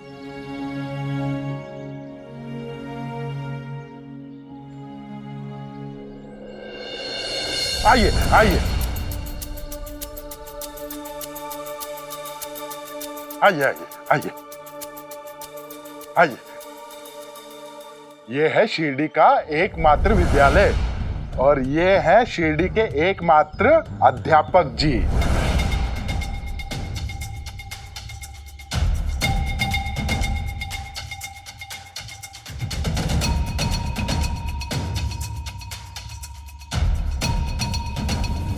मैं शिक्षा अधिकारी हूं, ब्रिटिश सरकार ने मुझे नियुक्त किया है।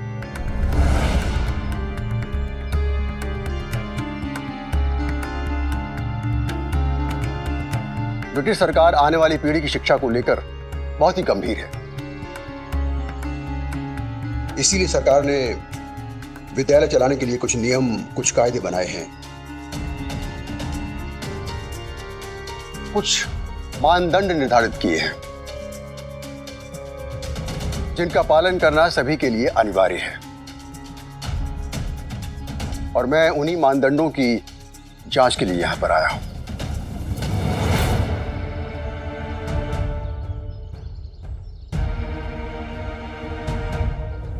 कुलकर्णी सरकार, आप हमें दस्तावेज दिखाने से पहले खुद क्यों नहीं देख लेते कि आपने इसमें क्या किया है?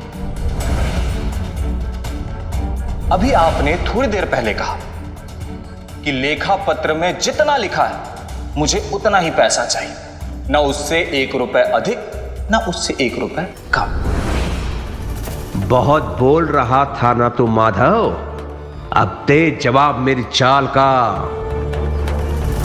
कैसे नियम, कैसे मानदंड? विद्यालय को संचालित करने के लिए कम से कम 20 विद्यार्थी होने चाहिए। यहां तो छात्रों की संख्या कम है। साहब, अब जितने विद्यार्थी गांव में हैं उतने ही तो आएंगे ना यहाँ पे। ये पूरा सच नहीं है साहेब, ये पूरा सच नहीं है। इस गांव में कुछ माता पिता ऐसे हैं जो अपने बच्चों को इस पाठशाला में भेजना चाहते हैं, लेकिन इस पाठशाला को देख के, यहाँ के सुविधाओं को देख के वो अपने बच्चों को इस पाठशाला में नहीं भेज रहे हैं। अब मुझे ही ले लीजिए, मेरे बेटे की पढ़ाई मुझे आधे में रोकनी पड़ी। उसे पढ़ाने के लिए एक अध्यापक को वाड़े पे नियुक्त करना पड़ा। हाँ, जब मैं अपने बेटे को उच्च शिक्षा के लिए लंदन भेजने की तैयारी कर रहा था। लेकिन तब की बात जाने दीजिए, वो तो पुरानी बात हो गई। लेकिन आज देखिए इस विद्यालय को, इतने साल बीत चुके हैं लेकिन परिस्थिति में कोई सुधार नहीं है। आप स्वयं जांच लीजिए। देखिए,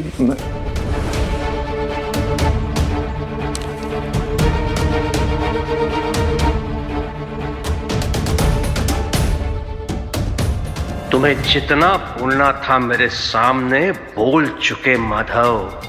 आज तो केवल मैं बोलूंगा। हरिओम।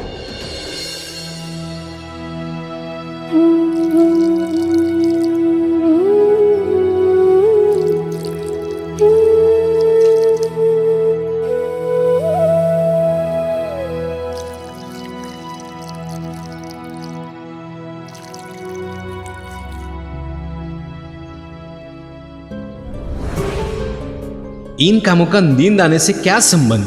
पेड़ों की छटाई, घास की निकाई, खाद पानी, क्या ये सभी मेरे इलाज का हिस्सा है?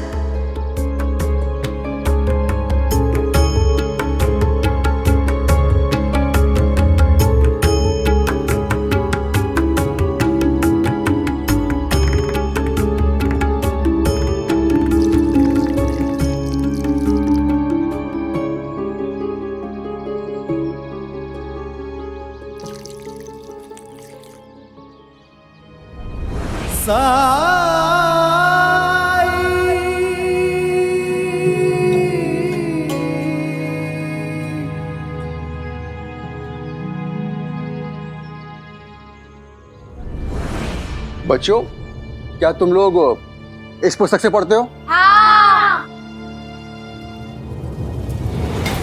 ये क्या है? आप बच्चों को पुराना पाठ्यक्रम पढ़ा रहे हैं? अरे रे,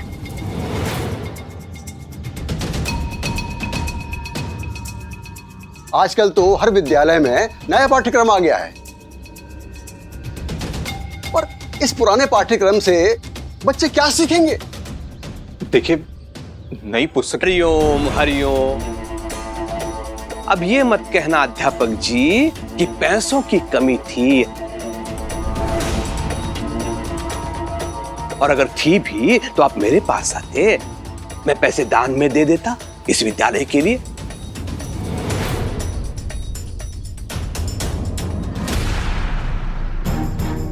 इन्हें अंदर क्यों नहीं पढ़ाते? अंदर घर है मेरा। क्या आप घर में विद्यालय चला रहे हैं? ये तो अति है। यहां तो विद्यालय ही नहीं है, तो फिर ये ढोंग क्यों?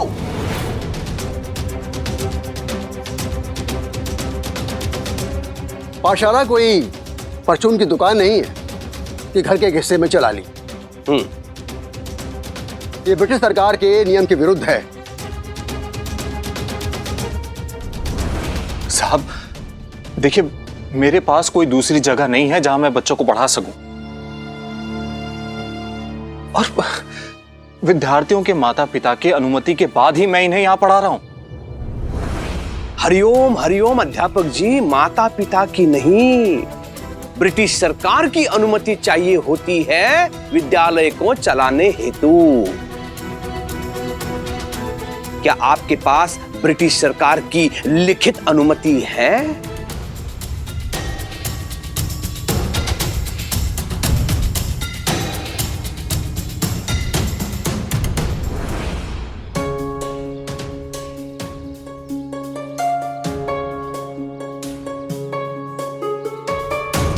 आप ब्रिटिश सरकार के नियमों का उल्लंघन कर रहे हैं।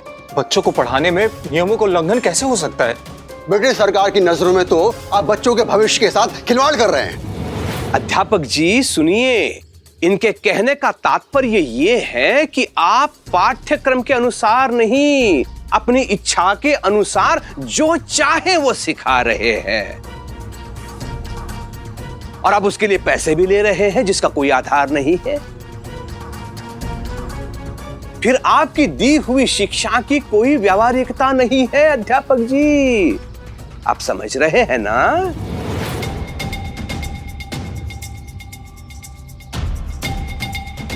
अच्छा, तो आप बताइए, आपके विद्यालय के कितने पढ़े हुए बच्चे महाविद्यालय गए हैं? हाँ। या आपके विद्यालय के कितने बच्चे मैट्रिक की परीक्षा में बैठे? महाविद्यालय मैट्रिक नहीं साहब, देखिए एक छोटा सा गांव है और यहां से बच्चे बाहर पढ़ने के लिए नहीं जाते हैं। अरे जाएंगे तब ना अध्यापक जी, जब आप उन्हें उसके लिए तैयार करेंगे। अरे आप यहां क्या पढ़ाते हो, किसी को कुछ पता नहीं है। कहीं ऐसा तो नहीं है कि आप इन विद्यार्थियों को क्रांतिकारी बनाना चाहते हो?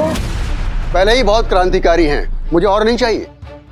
इसलिए मैं इस विद्यालय को अभी इसी समय बंद कर रहा हूं।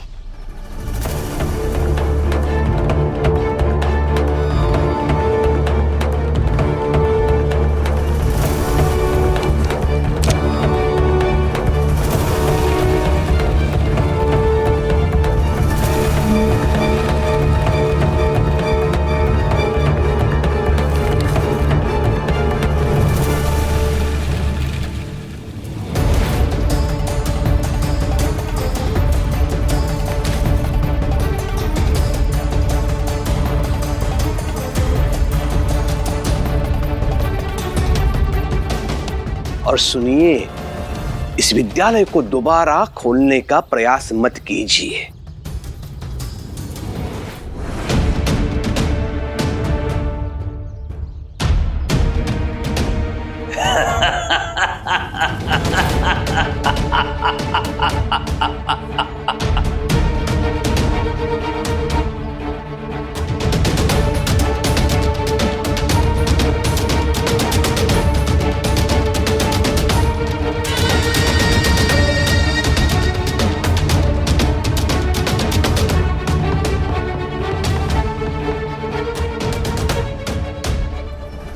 हरिओम।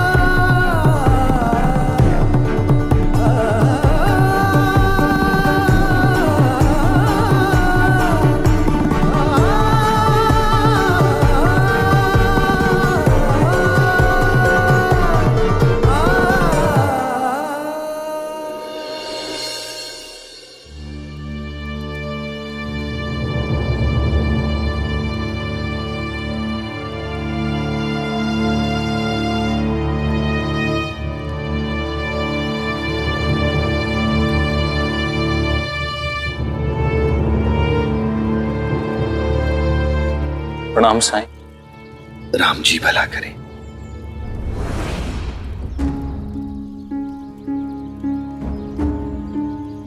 क्या आप मेरे लिए कुएं से पानी भर लाएंगे? लाता हूं। साई वो आज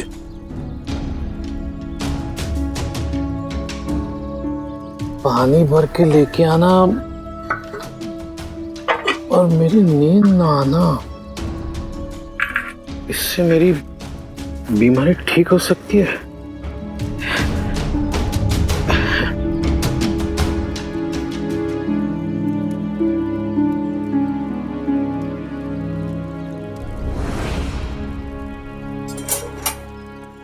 बैठो।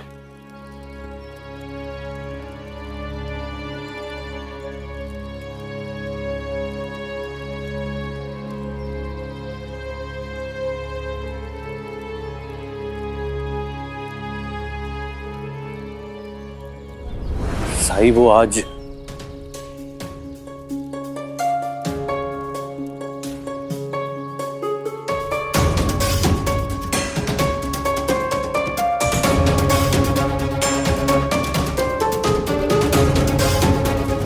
माधव के साथ जो कुछ भी हुआ केवल इसलिए क्योंकि उसने मेरी मदद की, मेरे लिए पैसे इकट्ठा किए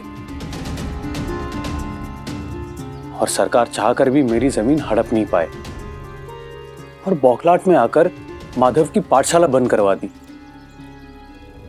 जिसके कारण सिर्फ माधव ही नहीं बल्कि उसका परिवार, पाठशाला में पढ़ने वाले बच्चे सभी प्रभावित हुए हैं। साईं, मुझे अपने बचाव में बोलने का मौका भी नहीं दिया गया। आप ही बताइए, क्या ये उचित है? मेरी तो कुछ समझ में नहीं आ रहा है कि मैं अब क्या करूंगा। मैं अपने परिवार का पालन पोषण कैसे करूंगा? अगर सिर्फ मेरी बात होती तो मैं अपना गुजारा कैसे भी कर लेता, लेकिन बात भामा और उससे भी अधिक उद्धव की परवरिश की है। मेरे पूरे परिवार की परवरिश की जिम्मेदारी मुझ पर है और मैं ये जिम्मेदारी निभाने में अपने आप को बेबस और असहाय पा रहा हूं साईं। श्यामा, आज तुम कृष्ण कुमार जी को मेरे पास लेकर आए थे सुबह। उस समय उनकी जो दशा थी, क्या तुम उससे भी अधिक असहाय हो? कई रातों से नींद नहीं आ रही साई, दिन में भी नींद नहीं आती। लेकिन क्यों? वही तो जानने आया हूं साई। नहीं साईं, उनकी हालत तो बद से बदतर थी। लेकिन फिर भी वो खुद को असहाय नहीं मानते, जबकि बहुत सी कठिनाइयों का सामना करके वो मुझ तक पहुंचे हैं। तुम जानते हो, रास्ते में उनकी बैलगाड़ी की धुरी टूट गई, फिर भी वो चलते रहे पैदल।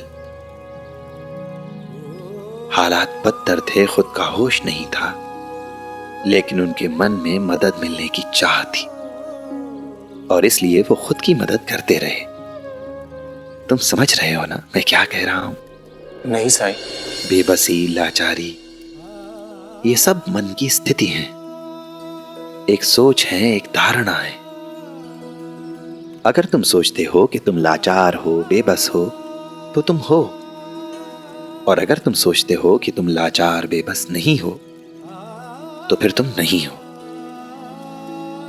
और इससे पहले भी तो तुम्हारे जीवन में इससे भी अधिक बड़ी बड़ी परेशानियां आई हैं, तुमने ही सामना किया है उनका। क्या तुम उन परेशानियों से नहीं उबर पाए? बोलो। सब आपकी और भगवान की कृपा थी साईं, वरना मैं तो उनको। भगवान भी उन्हीं की मदद करता है जो अपनी मदद खुद करते हैं। और याद करो, वो तुम ही थे जिसने परेशानियों से लड़ने का, जूझने का संकल्प लिया था। हार ना मानने का फैसला किया था उसने। चिंता में डूबने के बजाय कर्म पर विश्वास किया था तुमने, और तभी उस ईश्वर ने भी तुम्हारी मदद की थी। आज एक बार फिर तुम्हें वैसा ही करने की जरूरत है। हाँ साईं, आपने बिल्कुल सही कहा। मैं हालात से लड़ूंगा, टूटूंगा नहीं। अगर मैं आपसे मिलने से पहले वाला माधव होता तो हाँ, जरूर टूट जाता। लेकिन अब मैं आपका श्यामा हूं। आपकी कृपा से सब ठीक हो जाएगा। मेहनत करूंगा मैं, और जरूरत पड़ी तो अपने परिवार को पालने के लिए मजदूरी भी करूंगा। क्योंकि अगर मैंने हार मान ली तो फिर उद्धव को क्या सीख मिलेगी? कई बार हम परिस्थितियों से हार मान लेते हैं और उन्हें बदलने के लिए उस परमपिता परमेश्वर, उस ईश्वर से प्रार्थना करने लगते हैं, क्योंकि हम ये नहीं जानते कि ये वो विपरीत परिस्थितियां ही हैं जिनके जरिए वो ईश्वर हमें बदलना चाहता है, एक नई राह दिखाना चाहता है हमें। ओ जीवन डगर कभी जो कठिन हो जाए, मन विचलित हो और कोई मार्ग न पाए, अंधियारे की गहरी रात जो आए, हिम्मत टूटे और कुछ भी समझ न आए, तू श्रद्धा पथ पे सबूरी धर के बिना डिगे बस चलता जा। तू श्रद्धा पथ पे सबूरी धर के बिना डिगे बस चलता जा। श्रद्धा भक्ति धीर तुझे उस पार लगाए, तेरा संयम और विश्वास तुझे राह दिखाए। ओम साई ओम साई ओम साई ओम साई ओम साई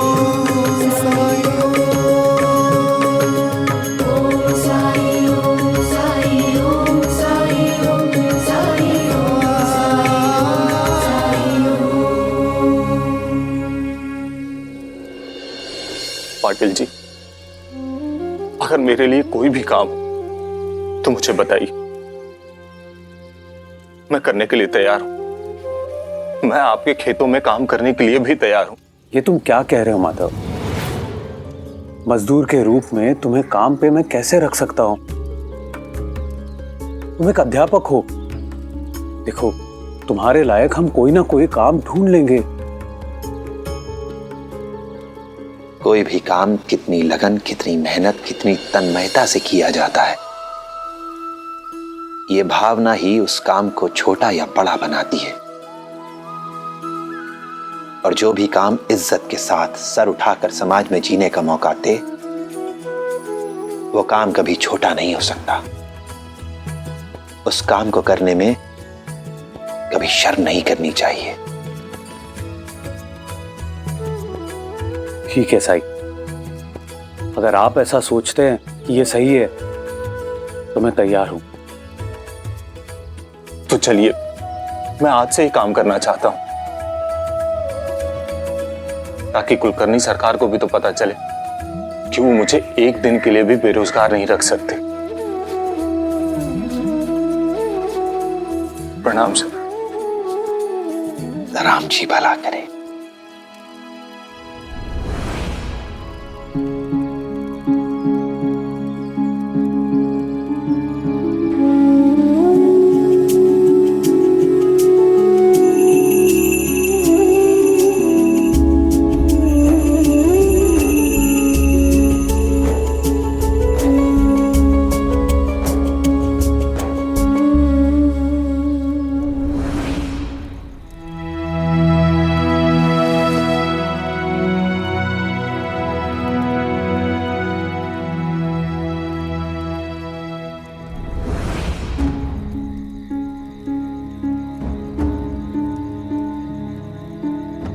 लोगों ने तो कहा था कि साई के पास जाती सबकी समस्या दूर हो जाती है।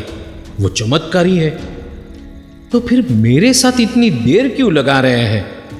इलाज करने की जगह मजदूर बनाकर दिन भर काम करवा करवा के थका दिया है मुझे।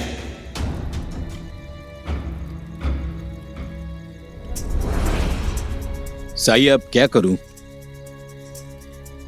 अब कुछ मत करिए, रात काफी हो गई है, जाइए सो जाइए। सो जाऊं? अरे कैसे सो जाऊं? यहां नींद नहीं आ रही है मुझे और आप कह रहे हैं सो जाओ।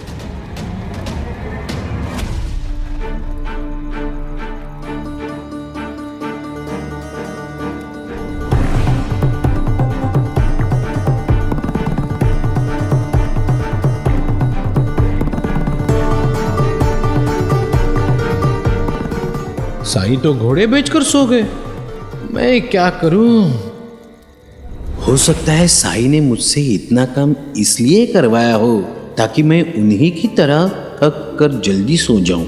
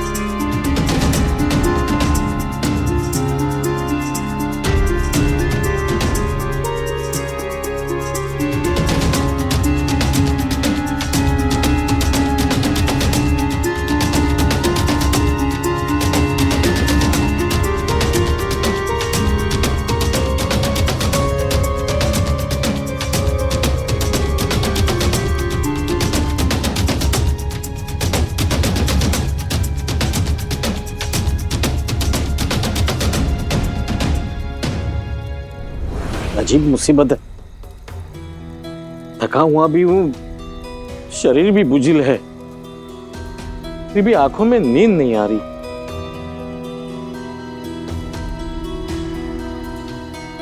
सबने कहा था साई से जाकर मिलो, और क्या किया साई ने? नौकर बना के रखा है मुझे। इतना बड़ा व्यापारी यहां साई की लेंडी बाग में माली बनकर बागबानी कर रहा हूं, कभी पानी भरकर ला रहा हूं, कभी झाड़ू लगा रहा हूं। क्या ये सब काम मुझे शोभा देता है?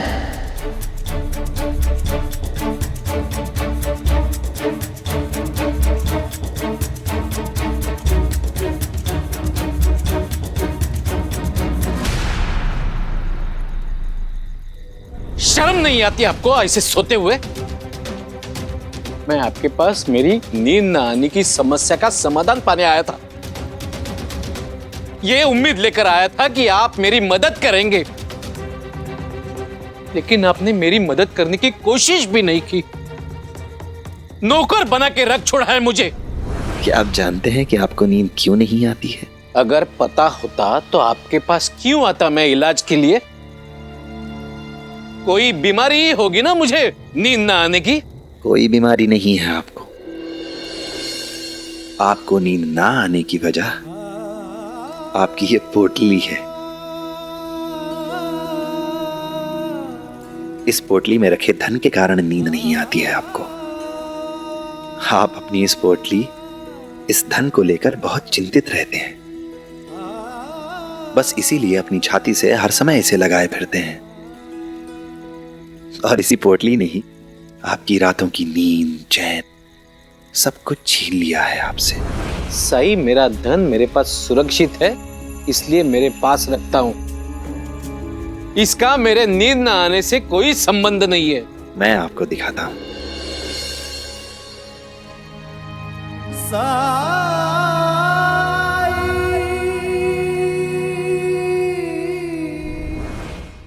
धार्मिक वीडियो सबसे पहले देखने के लिए हमारे चैनल को सब्सक्राइब करें और बेल आइकन दबाएं।